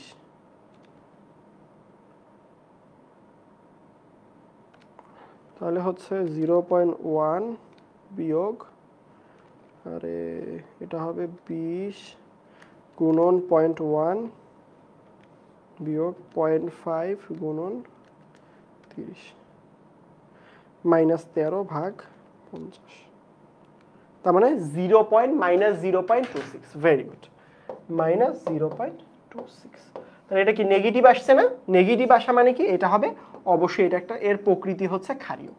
এর প্রকৃতিটা কি রকম হবে? এর প্রকৃতিটা হবে ক্ষারীয়। কথা কি বোঝা গেছে? কথা কি বোঝা গেছে? প্রকৃতিটা কি রকম হবে? প্রকৃতিটা কি হবে? ক্ষারীয়। এই যে দেখো, এই যে দেখো এখানের মধ্যে দিয়ে দিছে, এই যে দেখো এত মোল অবশিষ্ট। এটা কিন্তু মোল, আমরা কিন্তু ঘনমাত্রা দিয়ে করছি বাবারা, আমরা কিন্তু ঘনমাত্রা, আপনি মিলাইয়েন না, মিলাইয়েন না, এটা কিন্তু ঘনমাত্রা। ওরা কিন্তু মোল দিয়ে অন্য টাইপ ভাবে করছে, অনেক কষ্ট করে। এই যে দেখো মিশ্রণের প্রকৃতি হচ্ছে ক্ষারীয়। আমাদের ম্যাথ মিললে হয়েছে, এই টাইপের করে দিতে পারতাম, বাট এই মানে হচ্ছে গিয়ে টাইপের ক্ষেত্রে হচ্ছে আপনাদের ঝামেলা বেশি হবে। আবার একটু বুঝাবো, ঠিক আছে, কোন জায়গায় বুঝাবো বলো তো বাবা? যদি এরকম কখনো ভিন্ন সলিউশন দেখেন, দুইটাকে একসাথে মিশ্রিত করব, মানে যদি আপনি কখনো দেখেন অ্যাসিড এবং ক্ষার কখনো মিশ্রিত করা হইলো, অ্যাসিড এবং ক্ষার কখনো মিশ্রিত করা হইলো, মিশ্রিত দ্রবণের প্রকৃতি কিরকম বের করতে বলছে, এই টাইপের প্রশ্ন যদি কখনো তোমাদের করে দেয়, তখন তোমাকে যেটা করতে হবে, এই যে দেখো এখানের মধ্যে এইটা বসাইতে হবে, এই যে দেখো, এই যে এখানের মধ্যে দেখো এই সূত্রটা ইউজ করবা, সব লিখে দিয়েছি দেখো, এটা অ্যাসিডের ঘনমাত্রা, অ্যাসিডের আয়তন, বেইজের ঘনমাত্রা, বেইজের আয়তন, বুঝতে পারছো আমার কথা? তারপরে এই যে মানগুলো বসাই দিবা, যদি এই সূত্র অনুসারে বসায় পজিটিভ ভ্যালু আসে তাহলে মনে রাখবেন এটা অ্যাসিডীয় প্রকৃতির, যদি নেগেটিভ আসে তাহলে এটা হচ্ছে ক্ষারীয় প্রকৃতির। সো এর পরবর্তীতে আমরা তো ঘনমাত্রাও নির্ণয় করলাম, ঘনমাত্রাটা সামনে নেগেটিভ আসছে, আমরা বলার সময় নেগেটিভ না বলে পজিটিভ বলবো। প্রকৃতি কিরকম আসবে? প্রকৃতি মানে কি? প্রকৃতি এটা অবশ্যই ক্ষারীয় আসবে। তবে একটা কথা এখানের মধ্যে দিয়ে দিব না ইনশাল্লাহ। সো দেখো এই স্লাইড অবশ্যই দিয়ে দেওয়া হবে, এই স্লাইড অবশ্যই দেওয়া হবে। তবে একটা জিনিস এখানের মধ্যে মনে রাখবেন অবশ্যই, এই জিনিসটা না বললে একটু অন্যায় হয়ে যাবে, সেটা হচ্ছে ধরেন আপনাকে দুইটা ভ্যালু দিছে, প্রোভাইড করছে, ধরেন এরকম দুইটা ভ্যালু প্রোভাইড করছে, ধরেন এখানের মধ্যে দিছে সালফিউরিক অ্যাসিড, মনে রাখবেন এখানের মধ্যে দিছে সোডিয়াম হাইড্রোক্সাইড, সোডিয়াম হাইড্রোক্সাইড, দেখেন ভালো করে খেয়াল করেন কি দিছে, সালফিউরিক অ্যাসিড, এটা দিছে 0.5 মোলার, তার পরবর্তীতে হচ্ছে 20 ml দিছে, হ্যাঁ এইটা দিয়ে দিছে। সেম একইভাবে এখানের মধ্যে যেটা দিছে সেটা হচ্ছে 0.3 মোলার, ধরেন হচ্ছে গিয়ে 30 ml এরকম কিছু ভ্যালু দিয়ে দিছে। সো এরকম যদি কখনো কিছু ভ্যালু দেয়, আপনি সবসময় মনে রাখবেন, আপনি লিখেন না S1 V1, মনে রাখবেন এটার সাথে E1 ও লিখবেন, আবার মাইনাস দিবেন, এই যে SB তো থাকবে, S2 V2 এখানে হবে E2। দেখেন ভালো করে খেয়াল করেন এই জায়গাটার মধ্যে, মনে রাখবেন দেখেন এখানের মধ্যে হাইড্রোজেন কয়টা আছে বলো তো? হাইড্রোজেন 2টা না, 2 মলকে প্রশমিত করে, 2 মল বেসকে কি করে? 2 মল বেসকে প্রশমিত করে, কি করে? 2 মল বেসকে কি করে? প্রশমিত করে। এইটাই হচ্ছে এর তুল্য সংখ্যা, এই যে এটার তুল্য সংখ্যা, কত মলকে প্রশমিত করে, তুল্য সংখ্যা, এটা মনে রাখবেন। যেমন এখানের মধ্যে দেখেন 2টা হাইড্রোজেন ছিল, তাই এটার ভ্যালু হবে 2। এখানের মধ্যে হাইড্রোক্সাইড কয়টা আছে বলতো? একটা না, যার কারণে এটা E1 এর E2 এর ভ্যালু হবে এখানের মধ্যে 1। আর এখানের মধ্যে হাইড্রোজেন কয়টা আছে বলেন? এটা কি অ্যাসিডের না? এটা কি অ্যাসিডের না? কি অ্যাসিড? Sulphuric acid. সালফিউরিক অ্যাসিডে হাইড্রোজেন কয়টা? হাইড্রোজেন 2টা, তা যার কারণে এখানের মধ্যে তুল্য সংখ্যা, এখানের মধ্যে E1 এর ভ্যালু কত হবে? 2। এখন বলতে পারেন ভাই একটু আগের ম্যাথের মধ্যে E1 E2 নিয়ে আসলেন না কেন? বুঝেন, একটু আগের ক্লাসের মধ্যে E1 এবং E2 এর ভ্যালু নিয়ে আসলেন না কেন? আগেরটা দেখেন, আগের ম্যাথে দেখেন এখানের মধ্যে হাইড্রোক্লোরিক অ্যাসিড মানে কি? হাইড্রোক্লোরিক অ্যাসিড মানে E1 এর ভ্যালু যদি হিসেবে হাইড্রোজেন একটা, তাই এটার ভ্যালু 1, লাগবে না 1 দেয়া না দেয়া একই কথা। এখানে কি আছে? হাইড্রোক্সাইড না, সোডিয়াম হাইড্রোক্সাইড, তাহলে হাইড্রোক্সাইড একটা, তাই E2 এর ভ্যালুও কত? 1। এটা একটু মনে রাখবেন বাবা, এটা একটু মনে রাখবেন, এই সূত্রটা একটু মনে রাখবেন, এইটা একটু মনে রাখা ইম্পর্টেন্ট। তোমাদের লেখা হয়ে গেছে বাচ্চা কাচ্চারা? তোমরা বুঝতে পেরেছো বাবারা? বুঝতে পারছো?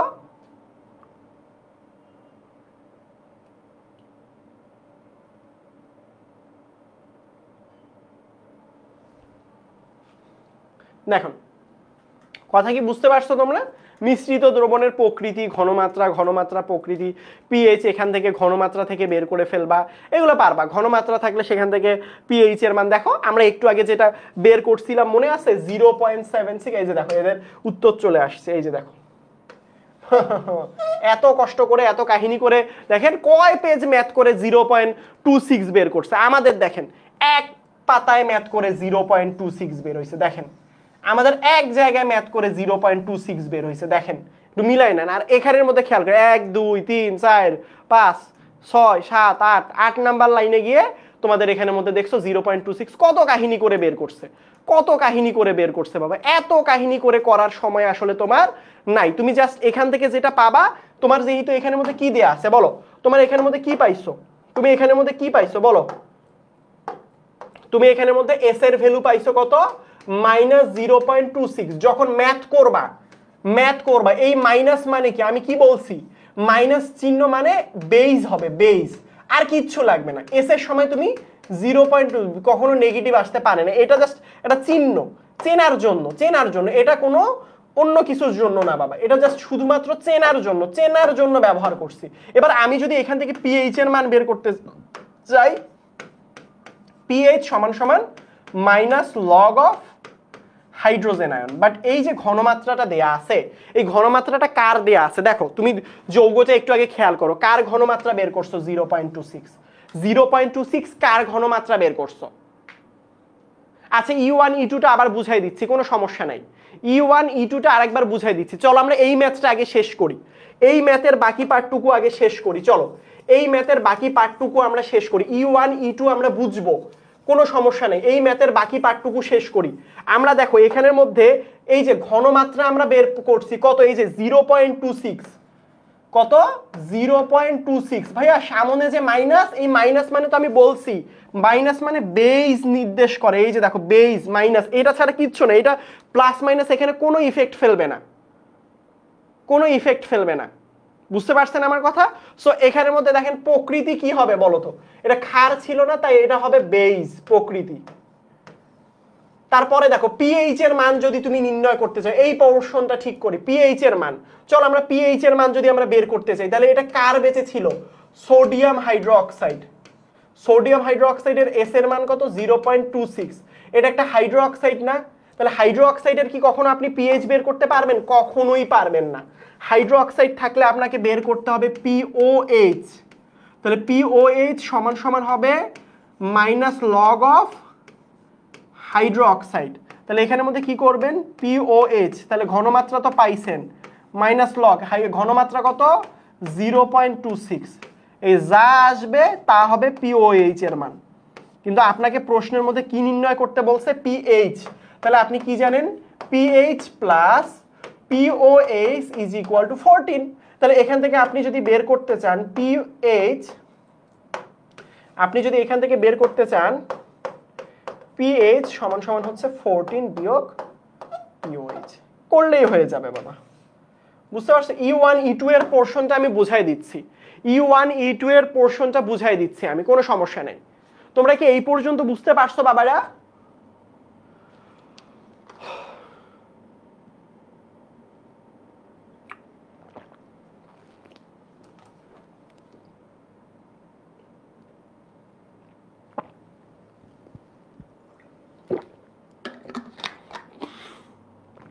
তোমরা কি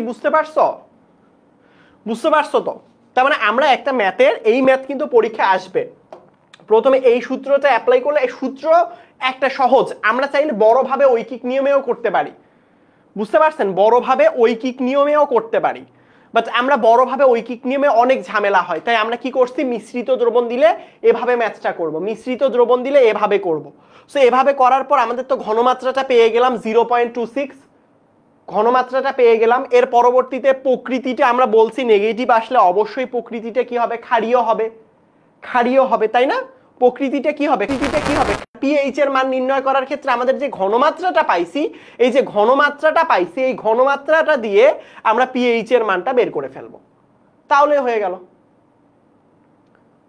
ক্লিয়ার ভেরি গুড সুতরাং চলো বাবা যারা হচ্ছে E1 এর মানটা বুঝো নাই দেখো আমাদের যদি প্রশ্ন পরীক্ষার মধ্যে কখনো যদি বলে দেয় সবসময় মনে রাখবা যে ভিন্ন প্রকার আসলে ধরো এখানের মধ্যে দুইটা ভিন্ন দ্রবণ দিছে মনে রাখবা ধরো এখানের মধ্যে দুইটা ভিন্ন দ্রবণ এখন ধরো এখানের মধ্যে দিয়ে দিছে না ধরো H2SO4 এখানের মধ্যে দিছে সোডিয়াম হাইড্রোক্সাইড ধরো এটার ভ্যালু দিয়ে দিছে S1 এটার ভ্যালু দিছে V1 এটার ভ্যালু দিয়ে দিছে S2 যে কোনো একটা এটার ভ্যালু দিছে V2 তাহলে মিশ্রিত দ্রবণের প্রকৃতি বা মিশ্রিত দ্রবণের ঘনমাত্রা তাহলে আমি এই জায়গাটাতে প্রথমেই খেয়াল করব এই যে পোরশনটা আছে এবং এই যে পোর্শনটা আছে, এই দুইটা পার্ট যে আমার রয়েছে, এই দুইটা পার্ট কি একই জাতীয় নাকি ভিন্ন জাতীয়? এটা বোর্ড এক্সামের জন্য খুবই খুবই ইম্পর্টেন্ট। এইটা বোর্ড এক্সামে থাকে, প্রতিটা বছর এই প্রশ্ন বোর্ড পরীক্ষায় থাকে, প্রতিটা বছর এই প্রশ্ন বোর্ড পরীক্ষা। আপনার যদি বিশ্বাস না হয় টেস্ট পেপার খুলে দেখতে পারেন, টেস্ট পেপার খুলে দেখলেই বুঝবেন এই প্রশ্ন মিশ্রিত দ্রবণের প্রকৃতি বের করো, মিশ্রিত দ্রবণের ঘনমাত্রা বের করো, তারপর পিএইচ এর মান বের করো, এটা বোর্ড পরীক্ষায় থাকেই থাকে। বুঝতে পারছো? সো এটা কি বলতো, ভিন্ন না, এটা ভিন্ন না, এটা হচ্ছে একটা সালফিউরিক অ্যাসিড, এটা হচ্ছে একটা সোডিয়াম হাইড্রোক্সাইড, দুইটা কিন্তু ডিফারেন্ট, ভিন্ন। তাহলে আমরা ভিন্ন যদি হয় আমরা কি করি, এসভি সমান সমান একটু আগে শিখছি S1 V1, তারপরে কি করি মাইনাস S2 V2 করি তো ঠিক আছে বাবা। তবে এখানের মধ্যে আমরা একটা জিনিস হিসেব করতে ভুলে যাই, যেটার জন্য পুরো ম্যাথটা ভুল হয়ে যেতে পারে। আবারও রিপিট করতেছি, কোন জিনিসটা ভুল করি আসলে হিসাব করতে, মনে রাখবা সব সময় এই জায়গাটার মধ্যে এদের সাথে আমি একটা E1 দিয়ে দিব, এখানের মধ্যে এটা আমরা কি করব, এখানের মধ্যে E2 দিব। এই E1 মানে কি, E1 মানে বোঝানো হয় তুল্য সংখ্যা। তুল্য সংখ্যা, তুল্য সংখ্যা কিভাবে বুঝবো আমি তোমাদেরকে বুঝাই দিচ্ছি। E2 মানে কি, এটা হচ্ছে কি সংখ্যা, তুল্য সংখ্যা। তুল্য সংখ্যা কিভাবে হিসাব করব, তুল্য সংখ্যা কিভাবে বোঝা যায় আমি আপনাদেরকে সহজে বুঝাই। চলেন চলেন আমি আপনাদেরকে তুল্য সংখ্যাটা বের করা শেখাই। চলেন, ধরেন আপনার এখানের মধ্যে হাইড্রোক্লোরিক অ্যাসিড আছে, এখানে দেখেন সালফিউরিক অ্যাসিড আছে, অথবা ফসফরিক অ্যাসিড আছে। দেখেন এখানের মধ্যে ভালো করে খেয়াল করেন,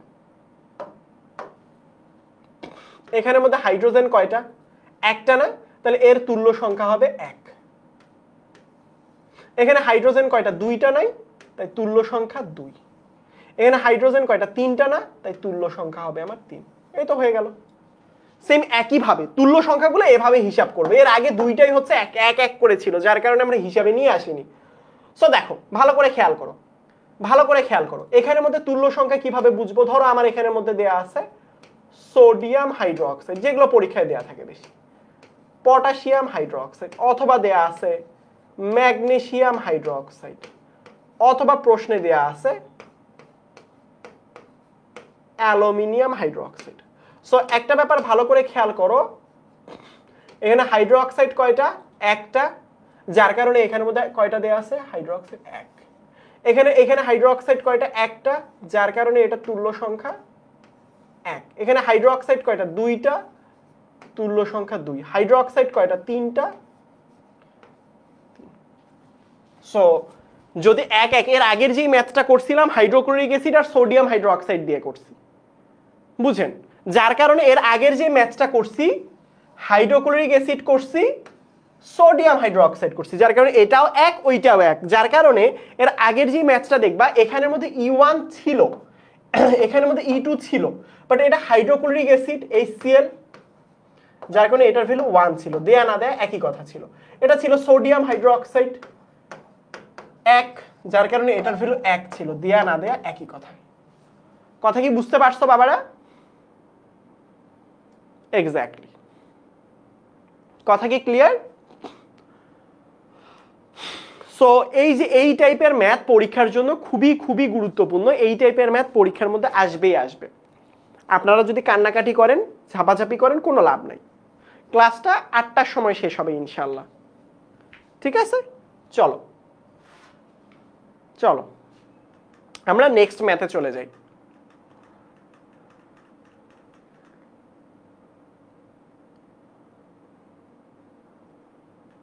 চলো, এই যে এই ম্যাথগুলো একটু বাসায় করার চেষ্টা করবা। এই যে এগুলো তো করেই দিলাম, বাসায় আমি যেভাবে করলাম, এই যে দেখো, এটা একটু ছবি তুলে নাও, এইগুলো একটু বাসায় করবা।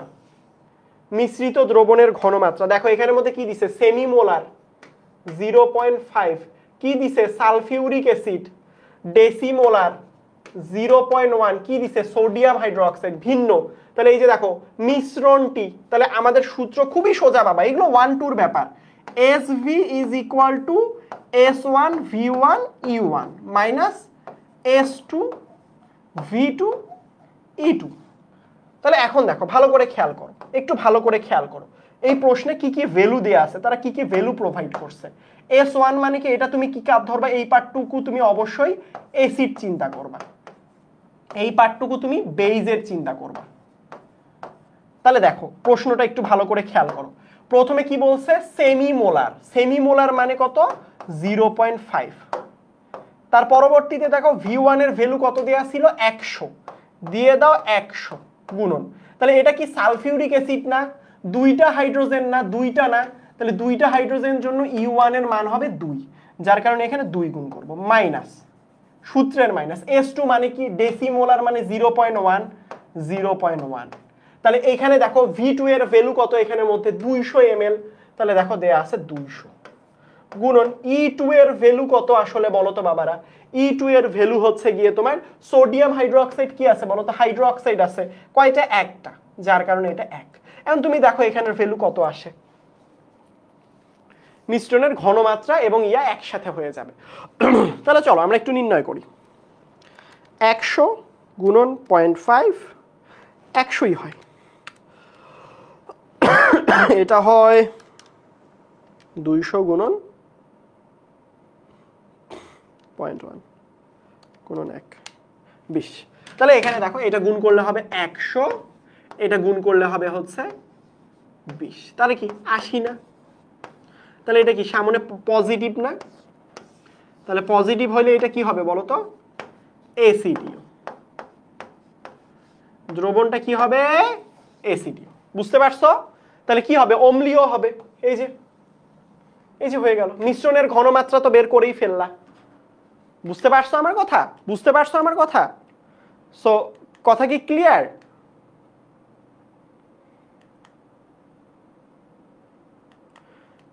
কই গেল, এখানে ওরা ম্যাথটা সম্পূর্ণভাবে করে দেয়নি, অন্যভাবে করছে, বাট আমি তোমাদেরকে যেভাবে করাই দিছি সেভাবে করে ফেলবে। এই যে দেখো পার্সেন্টেজ থাকলে কি করবে, এই যে দেখো পার্সেন্টেজ থাকলে সোডিয়াম হাইড্রোক্সাইড দ্রবণের মোলারিটি কত, এ বের করে ফেলবা। এটা পার্সেন্টেজ থাকলে আমরা H সমান সমান কি করি, H সমান সমান percentage into 10 divided by m করি। তাহলে পার্সেন্টেজের মান কত, 2.5 ইনটু 10 মানে হচ্ছে 25, আর m মানে পারমাণবিক ভর 40, করো, হয়ে গেল, হয়ে যাবে, এগুলো পেয়ে যাবেন। এখন আসেন আমরা ppm করব। ppm পরীক্ষার জন্য খুবই গুরুত্বপূর্ণ। ঠিক আছে বাবা, দিয়ে দিব ইনশাআল্লাহ, পেয়ে যাবেন, ক্লাস স্লাইডটা পেয়ে যাবেন। ঠিক আছে বাবা, দেখো এবার একটু জিনিস ভালো করে খেয়াল করো, সেটা হচ্ছে যে মোলারিটিকে ppm এ প্রকাশ করো। ppm সবসময় মনে রাখবা, ppm হচ্ছে একটা একক মাত্র। ppmটা কি বললাম, ppmটা হচ্ছে একটা একক, একটা কি, একটা হচ্ছে একক। হ্যাঁ, সো আপনি এটা ঘনমাত্রার একক আসলে সবসময় মনে রাখবেন। ppm এর সূত্রটা কি আসলে, ppm এর সূত্রটা মনে রাখবেন s ইনটু m ইনটু 10⁻³ এই সূত্রটা একটু মনে রাখবেন। বুঝতে পারছেন?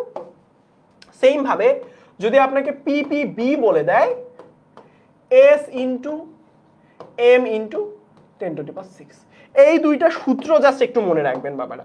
পরীক্ষার মধ্যে দেখবেন সব কিছু দেয়া আছে। পরীক্ষার মধ্যে কি নিয়ে কাহিনী করতে পারে, s নিয়ে কাহিনী করতে পারে। হয়তোবা তোমাকে বলতে পারে 5% সোডিয়াম হাইড্রোক্সাইড এর ঘনমাত্রা ppm এ আসলে কত।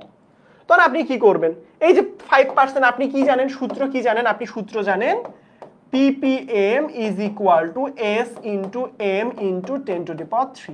বাট এখানে s এর মান তো দেয়া নাই, বাট আপনি তো জানেন পার্সেন্টেজ দেয়া থাকলে কিভাবে s এর ভ্যালু বের করতে হয়। বাট আপনি এই সূত্রটা, আপনি এটা তো বড় প্রশ্নে আসবে, আপনি এইভাবে অ্যাপ্লাই করলে আপনাকে গোল্লা দিয়ে দিবে, ডিভাইডেড বাই m। এটা করলে আপনি কি পাবেন, গোল্লা পাওয়ার একটা সমূহ সম্ভাবনা থাকে। বুঝতে পারছেন আমার কথা, একটা সমূহ সম্ভাবনা থাকে। কেন?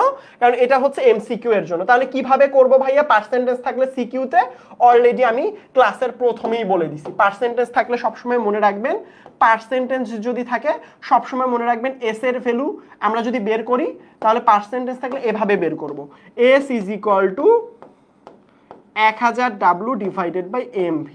তাহলে এই W মানে কি? W মানে হচ্ছে উপরের 5 গ্রাম। V মানে কি? V মানে হচ্ছে আয়তন 100। মনে রাখবা পার্সেন্টেজ মানে এটা বলে দিছি। M মানে কি? Sodium hydroxide 40। এটা বের করে এখানে S এর মান বসায় দাও, M এর মান বসায় দাও, 10⁻³ করো, ম্যাথ হয়ে যাবে। সবসময় মনে রাখবা যদি এরকম দিত 10%, তাহলে মনে হয় V সবসময় 100, 100তে হিসাব করা হয় পার্সেন্টেজের জন্য। W এর মান হচ্ছে 10। কথা ক্লিয়ার? এইভাবে ম্যাথগুলো একটু হিসাব নিকাশ করতে হবে। এইভাবেই ম্যাথগুলো একটু হিসাব নিকাশ করতে হবে। কোন ক্ষেত্রে? সিকিউ এর ক্ষেত্রে। কথা কি বুঝতে পারছো তোমরা? কিসের ক্ষেত্রে? সিকিউ এর ক্ষেত্রে এইভাবে ম্যাথগুলো একটু সুন্দর করে কি করবেন? হিসাব করবেন। কেমন লাগবে না এগুলো, এগুলো দেখলেই পাবেন। এই যে দেখেন 10%, এই যে দেখো 10% সালফিউরিক অ্যাসিড এর মোলারিটি ppm এককে হিসাব করো। কয় পার্সেন্ট? 10%। তাহলে 10% মানেটা কি? 10% মানে হচ্ছে S সমান সমান percentage into m divided by percentage into 10। বা আপনি এখানে আসলে এটা যদি বড় ম্যাথ হয় তাহলে মনে রাখবেন পার্সেন্টেজ মানে হচ্ছে W কত পার্সেন্ট? 10, তাহলে 10 গ্রাম। V কত? V হচ্ছে 100 ml। কত ml? 100 ml। তাহলে আমরা এখানের মধ্যে কি বলতে পারি? S is equal to 1000 W divided by mv বসায় দাও। যেহেতু এটা সালফিউরিক অ্যাসিড, এটার ভ্যালু কত আসবে? সালফিউরিক অ্যাসিডের পারমাণবিক আণবিক ভর 98 গ্রাম। তাহলে আমরা এখানে মোলারিটি হিসাব করি যদি ppm এককে, ppm is equal two s into m into 10⁻³ এই তো হয়ে গেল। এস এর মান বসাই দিলে ম্যাথ কেল্লাফাতে হয়ে যাবে। কথা বুঝতে পারছেন? Very good. এগুলো পারবেন। এই যে তুল্য সংখ্যা কিছু দিয়ে দিছে, যারা আসলে তুল্য সংখ্যা নিয়ে চিন্তিত ছিলেন, এই যে দেখেন এখানে হাইড্রোক্সাইড কয়টা? একটা। তুল্য সংখ্যা কত? 1। কয়টা? 2টা। তুল্য সংখ্যা কত? 2। হাইড্রোক্সাইড কয়টা? 3টা। তুল্য সংখ্যা কত? 3। এক অম্লীয় ক্ষারক, বুঝছেন? এক অম্লীয় ক্ষারক কারা? যেসব ক্ষারকে একটা হাইড্রোক্সাইড আছে তাদেরকে বলা হয় এক অম্লীয় ক্ষারক। বুঝছেন? এগুলো অনেকে ভুলে যায়, পরীক্ষার মধ্যে অপশনই দিয়ে দেয় এক অম্লীয় ক্ষারক। এই যে এক অম্লীয় ক্ষারক, এটা মানে কি বোঝানো হয়? এক অম্লীয় ক্ষারক মানে বোঝানো হয় যে ওই ক্ষারকটা হচ্ছে একটা হাইড্রোক্সাইড যুক্ত। যেহেতু লাস্টের হোয়াইট ক্ষারক, তাই এই যে দেখো দ্বি অম্লীয় ক্ষারক, যেহেতু এটা ক্ষারক, এটা তো হবে ক্ষারক, কিন্তু দ্বি মানে 2টা হাইড্রোক্সাইড। এই যে দেখো ত্রি অম্লীয়, ত্রি মানে কয়টা? 3টা। ত্রি মানে কয়টা? 3টা। এটা যেহেতু ক্ষারক, এই যে তার মানে এটা ছিল একটা, যার কারণে এটার উত্তর হবে কয়টা? 1। এটা হবে 2টা, উত্তর হবে 2। এটা হবে 3টা, এটা হবে 3। বুঝতে পারছো আমার কথা? ক্লিয়ার? এইগুলো একটু নোট করে রাখবে, এইগুলো পরীক্ষার জন্য খুবই ইম্পর্টেন্ট। বুঝতে পারছো? Very good. তুল্য সংখ্যা ক্লিয়ার হয়ে গেছে। সো এবার তুল্য জারক সংখ্যা এগুলো লাগবে না, মোটামুটি এগুলো একটু রিডিং পড়লে পাবেন। তবে একটা জিনিস দেখেন, এই যে এখানের মধ্যে একটা সংখ্যা দিয়ে দিছে, যে যতগুলো ইলেকট্রন গ্রহণ করে অথবা ত্যাগ করে সেটাই হচ্ছে তার তুল্য সংখ্যা। তোমরা সব সময় জানো এই যে পটাশিয়াম পার ম্যাঙ্গানেট, এই যে দেখো এখানের মধ্যে হয় কি, ম্যাঙ্গানিজ হচ্ছে প্রথমে +7 অবস্থায় থাকে, সে পরবর্তীতে 5টা ইলেকট্রন রিসিভ করার পরবর্তীতে কি হয়? ম্যাঙ্গানিজ 2+ কনভার্ট হয়ে যায়। যেহেতু +7 থেকে 5টা ইলেকট্রন গ্রহণ করে, যতগুলো ইলেকট্রন গ্রহণ করবে অথবা যতগুলো ইলেকট্রন ত্যাগ করবে সেটাই আসলে তার তুল্য সংখ্যা। যতগুলো ইলেকট্রন গ্রহণ অথবা ত্যাগ করবে সেটাই তার কি সংখ্যা হবে? তুল্য সংখ্যা হবে। কি সংখ্যা হবে বাচ্চা কাচ্চারা? তুল্য সংখ্যা হবে। সুতরাং এটা তুল্য সংখ্যা কত? 5। এই পটাশিয়াম ডাইক্রোমেট তোমরা জানো যে ক্রোমিয়াম +6 অবস্থায় থাকে, 2টা ক্রোমিয়াম। সো এখানের মধ্যে যেই ব্যাপারটা হয়, এরা হচ্ছে কয়টা ইলেকট্রন রিসিভ করে? 6টা ইলেকট্রন রিসিভ করে 2 ক্রোমিয়াম 3+ এ পরিণত হয়। যেহেতু কয়টা ইলেকট্রন রিসিভ করে? 6টা, তো এটার ভ্যালু হয় 6। এগুলো একটু মনে রাখবো। এগুলো বক্সের মধ্যে তোমাদের বইয়ের মধ্যে হাজারিনাক স্যারের বই থেকে শুরু করে সব ক্ষেত্রে এক্সক্লুসিভ সাজেশন দিব বাবা, খুব শীঘ্রই দিব। সো এইগুলো একটু মনে রাখবা। সো অম্লত্ব, ক্ষারকত্ব এইগুলো ক নাম্বার প্রশ্নে চলে আসতে পারে, মনে রাখবা। একটা ক্ষারক যতগুলো আসলে এসিডের সাথে বিক্রিয়া করে সেটা তার অম্লত্ব। হ্যাঁ, যেমন এখানের মধ্যে দেখো, এখানের মধ্যে ভালো করে খেয়াল করো, এগুলো মনে রাখার উপায় আছে। অম্লত্ব, ক্ষারত্ব মনে রাখার উপায় আমি একটু বলে দেই তোমাদেরকে, দাঁড়াও।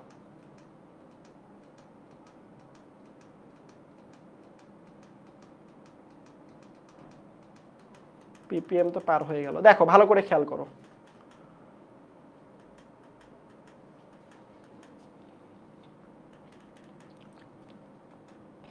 দেখো, অম্লত্ব যদি তোমাকে কখনো জিজ্ঞেস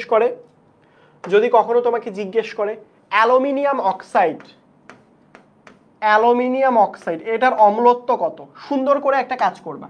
সেটা হচ্ছে এই যে 3 আর এই যে 2, দুইটা গুণন করে দিবা।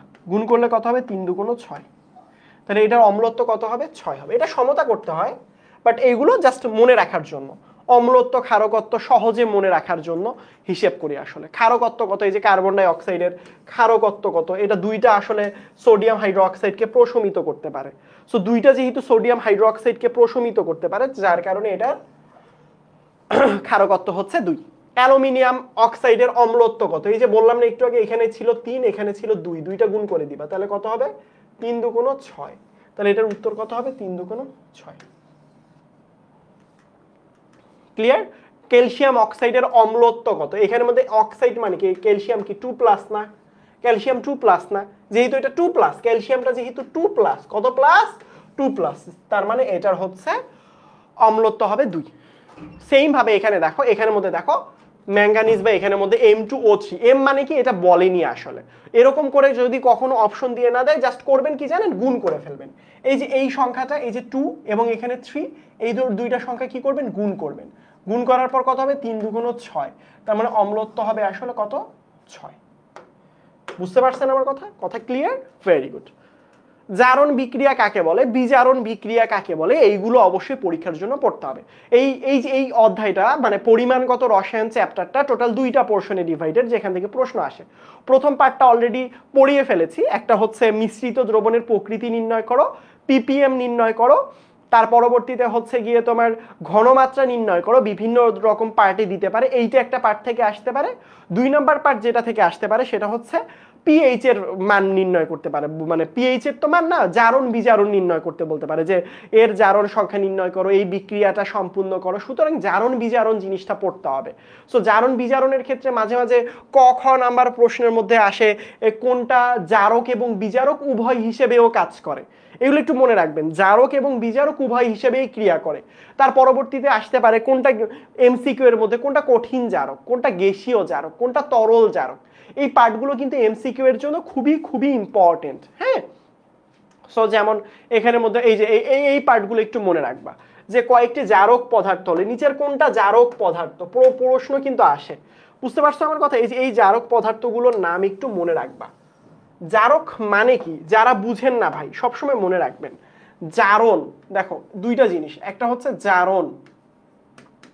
জারণ মানে কি? জারণ মানে হচ্ছে ইলেকট্রনের ছাড়ন, মানে ইলেকট্রন ত্যাগ করে দিলে তার জারণ হয়। কি? ইলেকট্রনের ছাড়ন। তাহলে কেউ যদি জারণ হয় বা ইলেকট্রন ছেড়ে দেয়, সে সাথে সাথে জারিত হয়ে যায়। কি হয়? ইলেকট্রন ছাড়ার সাথে সাথে জারিত হয়। এবং এটাকে আমরা কি বলি? এটাকে আমরা বিজারক বলি। এটাকে আমরা কি বলি? এটাকে আমরা বিজারক বলি। এটাকে আমরা কি বলি? বিজারক বলি। এটা একটু মনে রাখবো। সেম ভাবে আমরা যদি বিজারণের কথা বলি, বিজারণ মানে কি? বিজারণ মানে হচ্ছে ইলেকট্রনের গ্রহণ। বুঝতে পারছো? ইলেকট্রনের গ্রহণ।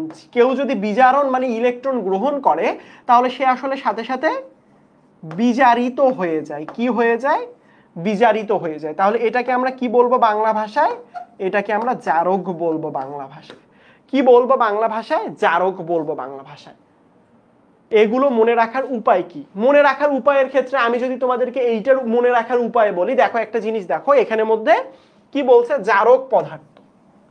কি বলছে? জারক। সো ম্যাক্সিমাম টার্মগুলোতে দেখো, জারকগুলোতে দেখো অক্সিজেন আছে। জারক পদার্থ মনে রাখার উপায় হচ্ছে অক্সিজেন থাকে ম্যাক্সিমাম গুলাতে। দেখো এখানেও কি আছে, ও আছে, এখানে অক্সিজেন, দেখো এখানেও অক্সিজেন, এখানেও অক্সিজেন, ব্যতিক্রম তো থাকবেই। এই যে এখানেও অক্সিজেন, এখানেও অক্সিজেন, এখানেও অক্সিজেন, এখানেও অক্সিজেন। তাহলে জারক পদার্থগুলো মনে রাখার একটা অন্যতম উপায়টা কি? উপায়টা হচ্ছে লাস্টের দিকে অক্সিজেন। সবসময় কিন্তু খাটবে না বাবা, এটা মানে মনে রাখার উপায়টা চাইলেন তাই বললাম। এখানের মধ্যে যদি আপনি নাম দেখেন হচ্ছে 1 2 3 4 5 6 7 8 9, 9টা নাম, 9টার মধ্যে 8টাতে হচ্ছে অক্সিজেন আছে। বুঝতে পারছো আমার কথা? হ্যাঁ এক্স্যাক্টলি, প্র্যাকটিস করতে করতে ইনশাল্লাহ হয়ে যাবে তোমাদের। সো দেখো এখানের মধ্যে ভালো করে খেয়াল করো, সেটা হচ্ছে বিজারক পদার্থ। দেখো বিজারক, বিজারক পদার্থের ক্ষেত্রেও কিন্তু অক্সিজেন আছে, কিন্তু তুলনামূলকভাবে কম। এই জন্য কি করতে হবে, মুখস্থ রাখতে হবে। কয়েকটা নাম মুখস্থ রাখা খুবই গুরুত্বপূর্ণ। সেটা হচ্ছে Ki, পটাশিয়াম আয়োডাইড, পানি, সোডিয়াম থায়োসালফেট, এইগুলো মনে রাখা একটু বেশি ইম্পর্টেন্ট। বুঝতে পারছেন? এই জায়গার মধ্যে দেখেন পানি এবং পটাশিয়াম আয়োডাইড সেই ইলেকট্রন গ্রহণও করতে পারে, ইলেকট্রন ত্যাগও করতে পারে। সুতরাং ইলেকট্রন গ্রহণ অথবা ইলেকট্রন ত্যাগ, বুঝতে পারছেন, ইলেকট্রন গ্রহণ অথবা ইলেকট্রন ত্যাগ, এই দুই ক্ষেত্রেই এইটা পার্ট খুবই গুরুত্বপূর্ণ। আপনারা এটা একটু নোট করে নেবেন, এটা পরীক্ষায় আসে। সো পরীক্ষায় যদি আসে, পরীক্ষায় এই যে পারঅক্সাইড, হাইড্রোজেন পারঅক্সাইড এবং পটাশিয়াম আয়োডাইড জারক এবং বিজারক উভয় হিসেবে কিভাবে কাজ করে, সে আসলে ইলেকট্রন গ্রহণও করতে পারে, ইলেকট্রন ত্যাগও করতে পারে।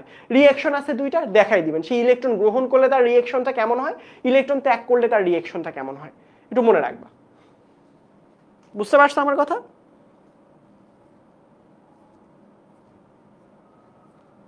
কি ব্যাপার, এরকম হয়ে গেল কেন?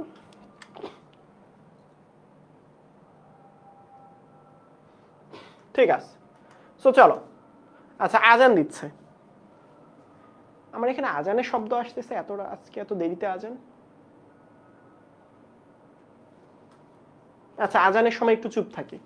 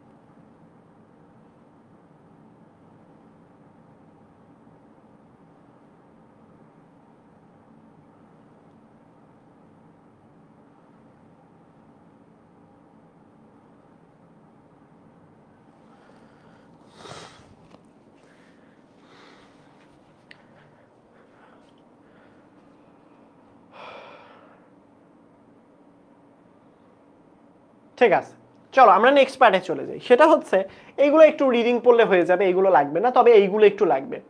যে জারক পদার্থ পটাশিয়াম ডাইক্রোমেট, বিজারক পদার্থ, এটা একটু রিডিং পড়বা আসলে। সো এই যে পোর্শনগুলো দেয়া রয়েছে, এই যে জারক বিজারক, জারণ বিজারণ, এই পার্টগুলো যদি তুমি তোমার বইয়ের মধ্যে খুলো, দেখো ভালো করে খেয়াল করো, এই পার্টগুলো যদি তোমার বইয়ের মধ্যে খুলো, তোমার দেখো একটা জিনিস খেয়াল করো, সেটা হচ্ছে তোমার বইয়ের মধ্যে যদি হাজারিনাক স্যারের বই যেহেতু ম্যাক্সিমাম পাবলিকের কাছে আছে, এই যে দেখো এই পোর্শনটা, পটাশিয়াম ডাইক্রোমেট কতগুলো ইলেকট্রন ত্যাগ করে, কতগুলো ইলেকট্রন গ্রহণ করে এসিডীয় মাধ্যমে, জারক বা ক্ষারীয় মাধ্যমে, এই পোর্শনগুলো মনে রাখা খুবই খুবই খুবই গুরুত্বপূর্ণ। যেমন আমি যদি এখানের মধ্যে বলি, তোমাদের কয়েকটা জিনিস মনে রাখতে হবে, কয়েকটা বিক্রিয়া মনে রাখবা বইয়ের। একটা হচ্ছে তোমাদের পরীক্ষার জন্য আসার জন্য important, ferrous sulphate into K2Cr2O7, potassium dichromate plus sulphuric acid. এইটা আসলে পরীক্ষার জন্য ইম্পর্টেন্ট। আবার পরীক্ষার মধ্যে আসতে পারে ফেরাস সালফেট ইনটু আর একটা কি জানি ছিল KMnO4 প্লাস হচ্ছে সালফিউরিক অ্যাসিড, এটা পরীক্ষায় চলে আসতে পারে। আবার এই জায়গার মধ্যে হাইড্রোজেন সালফাইড দিতে পারে, হাইড্রোজেন সালফাইড যোগ KMnO4 plus sulphuric acid. So আপনাদের বইয়ের মধ্যে যে দেখবেন পরীক্ষার মধ্যে জারণ বিজারণ চলে আসে, যাই পড়েন না কেন এই তিনটা জারণ বিজারণ পড়তে ভুল করবেন না বাবা।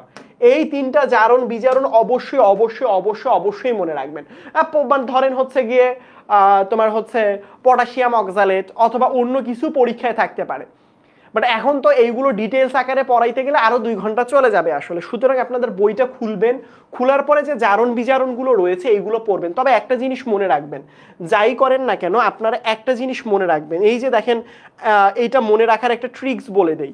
দেখেন একটা জিনিস ভালো করে খেয়াল করেন, যদি আপনি কখনো আয়রন পান, কখনো আপনি কি পান, আপনি যদি কখনো আয়রন পেয়ে থাকেন, আয়রন মনে রাখবেন 2+ থেকে সর্বদা একটা ইলেকট্রন ত্যাগ করে দেয় এবং আয়রন 3+ পরিণত হয়। এটা একটু মনে রাখবেন, সবসময় মনে রাখবেন। এবং এটার আরেকটা পোর্শন মনে রাখবেন যে আয়রন যখন 2+ থাকে সেটা হয়ে যায় ফেরাস সালফেট, বাট যখন আয়রন 3+ হয় সে যে যৌগে পরিণত হয় সেটা হচ্ছে ফেরিক সালফেট।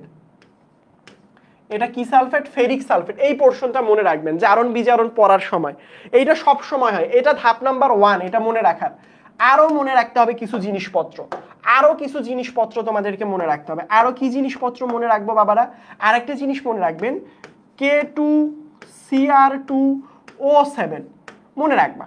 এই K2Cr2O7 থেকে এই যে প্রথমের যে পোর্শনটা রয়েছে তোমাদের, প্রথমের যে পোর্শনটা এটাকে বাদ দিলে লাস্টের পোর্শনটাকে নিবা। এখান থেকে কাকে নিবা? Cr2O7 কে নিবা। Cr2O7 মাইনাস কি হবে বলো তো? 2, -2 হবে। এখানে কি হবে? সে আসলে 6টা ইলেকট্রন রিসিভ করবে এবং 2Cr3+ পরিণত হবে। বুঝছেন? যখন সে এইটাতে পরিণত হয় তার নাম হয়ে যায় এরকম Cr2SO4 3। বুঝতে পারছেন আমার কথা? এটা হচ্ছে 2 নাম্বার জিনিস মনে রাখবেন যে ক্রোমিয়াম সবসময় এরকম কুকীর্তি করে।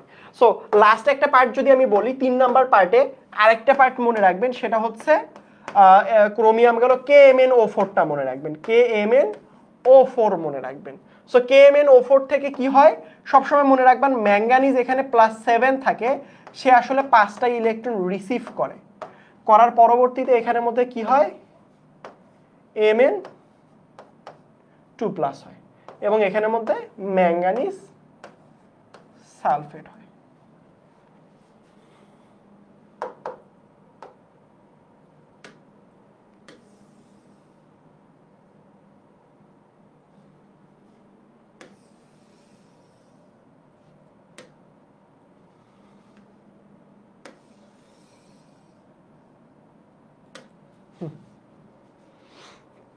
এই 3টা পার্ট একটু মনে রাখবা। বুঝতে পারছো?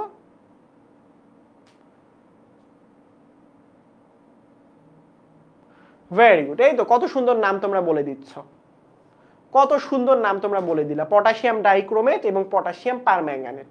ভেরি গুড, সেরা সেরা। এইগুলো একটু মনে রাখতে হবে। দর্শক আয়ন, এটা হচ্ছে তোমাদের পরীক্ষার সংজ্ঞাতে থাকতে পারে। দর্শক আয়ন এটা তোমাদের পরীক্ষার কোথায় থাকতে পারে? সংজ্ঞাতে থাকতে পারে। যারা আসলে বিক্রিয়া জন্য অংশগ্রহণ করে কিন্তু বিক্রিয়া শেষে আসলে অপরিবর্তিত থাকে। এই যে এইগুলো অলরেডি আমি তোমাদেরকে দেখাই দিছি। এই যে দেখো, এই যে দেখো, এইগুলো কে কয়টা ইলেকট্রন গ্রহণ করতেছে। এই যে দেখো 6টা ইলেকট্রন গ্রহণ করে এ, এটা এখানের মধ্যে গ্রহণ করে কিসে পরিণত হয়? 2Cr3+।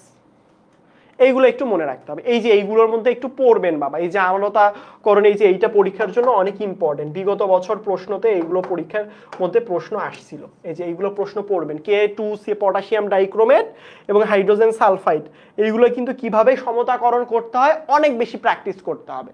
প্র্যাকটিস না করা ছাড়া উপায় নেই আসলে। বুঝতে পারছেন আমার কথা? এই যে এইগুলো একটু পড়বেন, প্র্যাকটিস করবেন। Potassium iodide, ferrous sulphate, potassium permanganate, এগুলো ইম্পর্টেন্ট পরীক্ষার জন্য, এগুলো একটু পরীক্ষার মধ্যে পড়তে হবে। এই যে এইগুলো একটু পরীক্ষার জন্য পড়বেন কেমন।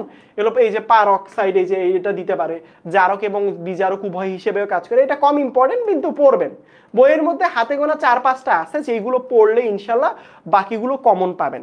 বুঝতে পারছেন আমার কথা? সো এই রিলেটেড যখন আপনি এটা পড়বেন, এই রিলেটেড কিছু ম্যাথ আছে সমতাকরণের, ওইগুলো ইজি, ওইগুলো আপনারা পারবেন বাবা। সমতা মানে 1 মোলের সাথে বিক্রিয়া করে 2 মোল উৎপন্ন করে, 2 মোলের সাথে বিক্রিয়া করে 1 মোল উৎপন্ন করে। তবে একটা জিনিস তোমাদেরকে বলে রাখা খুবই গুরুত্বপূর্ণ, সেটা হচ্ছে, দাঁড়াও আমি একটু বের করে ফেলি, আমি একটু বের করি তাহলে তোমরা বুঝতে সুবিধা হবে তোমাদের। এগুলো পিপিএম। এই যে দেখো একটা প্রশ্ন পরীক্ষার মধ্যে প্রায় চলে আসে, এই যে এই যে দেখো এরকম করে দিছে, দেখো ভালো করে খেয়াল করো এই প্রশ্নটা দেখো। 2 নাম্বার দ্রবণের ঘনমাত্রা বা 2 নাম্বার পার্টের যেটা প্রশ্ন দিয়ে দিছে এখানের মধ্যে, যে এখানের মধ্যে তোমাকে বলছে দ্রবণ 2 এর ঘনমাত্রা ppm এ নির্ণয় করো। তাহলে দ্রবণ 2 কি 5 ml 10% সোডিয়াম হাইড্রোক্সাইড। পারবেন কি না বলেন তো? এই যে অনেকক্ষণ ধরে পড়াইছে, এটা সিকিউ, দেখো ঢাকা বোর্ডে 19-এ আসছিল। এই যে দেখো কি বলছে, 5 ml 10% সোডিয়াম হাইড্রোক্সাইডের ঘনমাত্রা ppm এ নির্ণয় করতে বলছে। এটা পারবো না? পারবো। তবে এখান থেকে যে ব্যাপারটা আসে আসলে পরীক্ষার মধ্যে, এটা তো পার্সেন্টেজ থাকলে অনেক পাবেন। এই যে ট্রাইট্রেশনটা খুবই গুরুত্বপূর্ণ পরীক্ষার জন্য। দেখেন বাবা, ট্রাইট্রেশনটা খুবই গুরুত্বপূর্ণ এবং মনে রাখবেন, খাতার মধ্যে লিখে রাখবেন। এখানের মধ্যে একটা গ্রাফ আছে বাবা, একটা না, এই গ্রাফগুলো একটু পড়তে হবে। যে তীব্র অ্যাসিড তীব্র ক্ষার, তীব্র অ্যাসিড দুর্বল ক্ষার, দুর্বল অ্যাসিড তীব্র ক্ষার, একটার সাথে আরেকটা সংমিশ্রিত করা হলে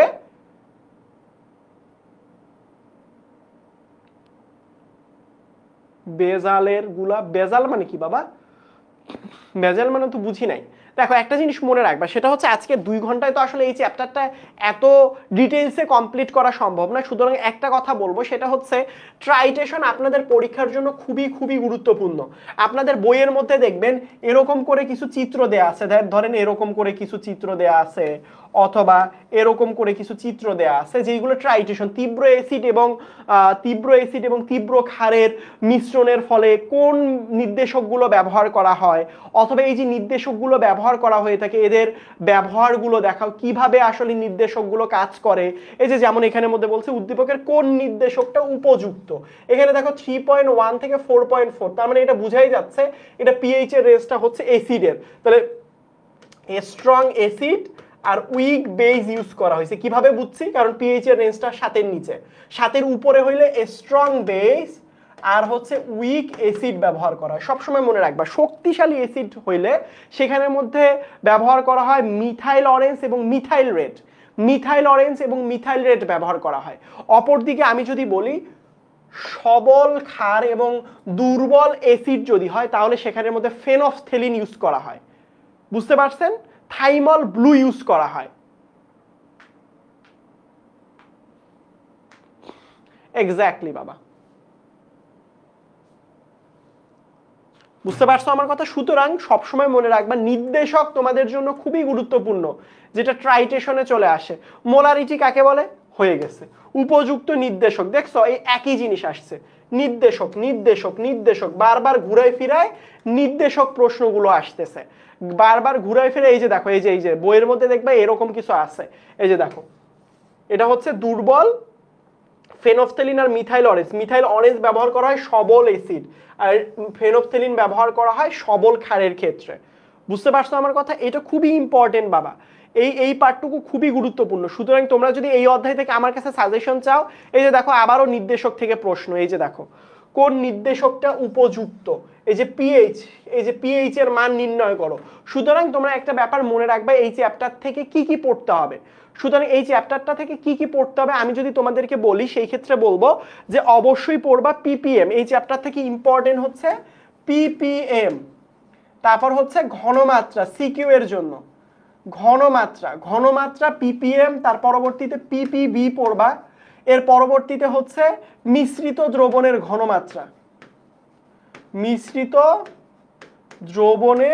ঘনমাত্রা পিএইচ প্রকৃতি। এই পার্ট থেকে একটা সিকিউ মাস্ট বি কমন পাবাই।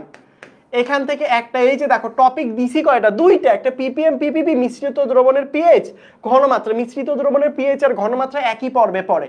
আর একটা আসতেছে হচ্ছে জারণ সংখ্যা, জারণ বিজারণ, যেটা আসলে হচ্ছে সমতাকরণ করতে হয়। আরেকটি কি আসতেছে, আরেকটা আসতেছে নির্দেশক। কি আসতেছে, নির্দেশক। সুতরাং জারণ বিজারণ এবং নির্দেশক এই দুইটাই পড়তে হবে। এই দুইটা পার্ট থেকে পরীক্ষার মধ্যে প্রশ্ন থাকবেই থাকবে। সবাই কি বুঝতে পারছো বাচ্চা কাচ্চারা? বুঝতে পারছো? এই যে দেখো যাই করো না কেন দিন শেষে এটাই আসবে, দিন শেষে উপযুক্ত নির্দেশকে সাজে। এই যে দেখো দিন শেষে এই যে দেখো মিথাইল অরেঞ্জ ফেনফথেলিন, এই যে দেখো, এই যে বুঝতে পারছো? এইগুলো এই যে দেখো প্রসম ব্যবহার করা ট্রাইটেশন করতে নির্দেশক। এই যে দেখো, এই যে দেখো নির্দেশক দিয়ে দিছে। আর একটা কি দিছে দেখো এখানের মধ্যে, মিশ্রিত দ্রবণের ঘনমাত্রা। পারবা? মিশ্রিত দ্রবণের ঘনমাত্রার নির্দেশক পারতে হবে। বুঝতে পারছেন নাকি ঝামেলা আছে বলেন?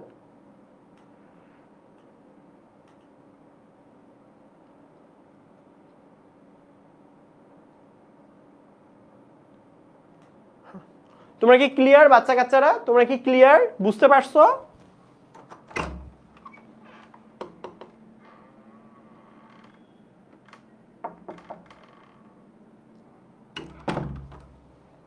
বলো তোমরা কি বুঝতে পারছো? দেখো দেখো দেখো করে খেয়াল করো, সেটা হচ্ছে নিজেকে কিন্তু বাসায় পড়াশোনা করতে হবে। তোমাদের সময় কিন্তু অনেক কম, তোমাদের হাতে সময় কিন্তু অনেক অনেক কম। বুঝতে পারছো?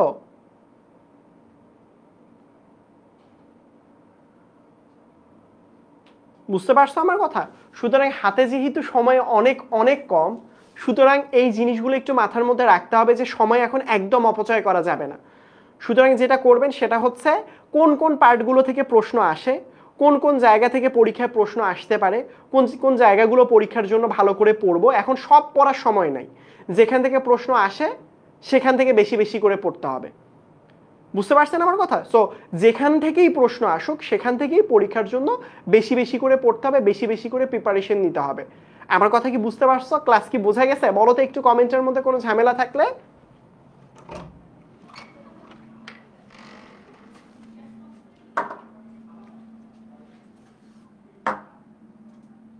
করতে হবে ক্লাস।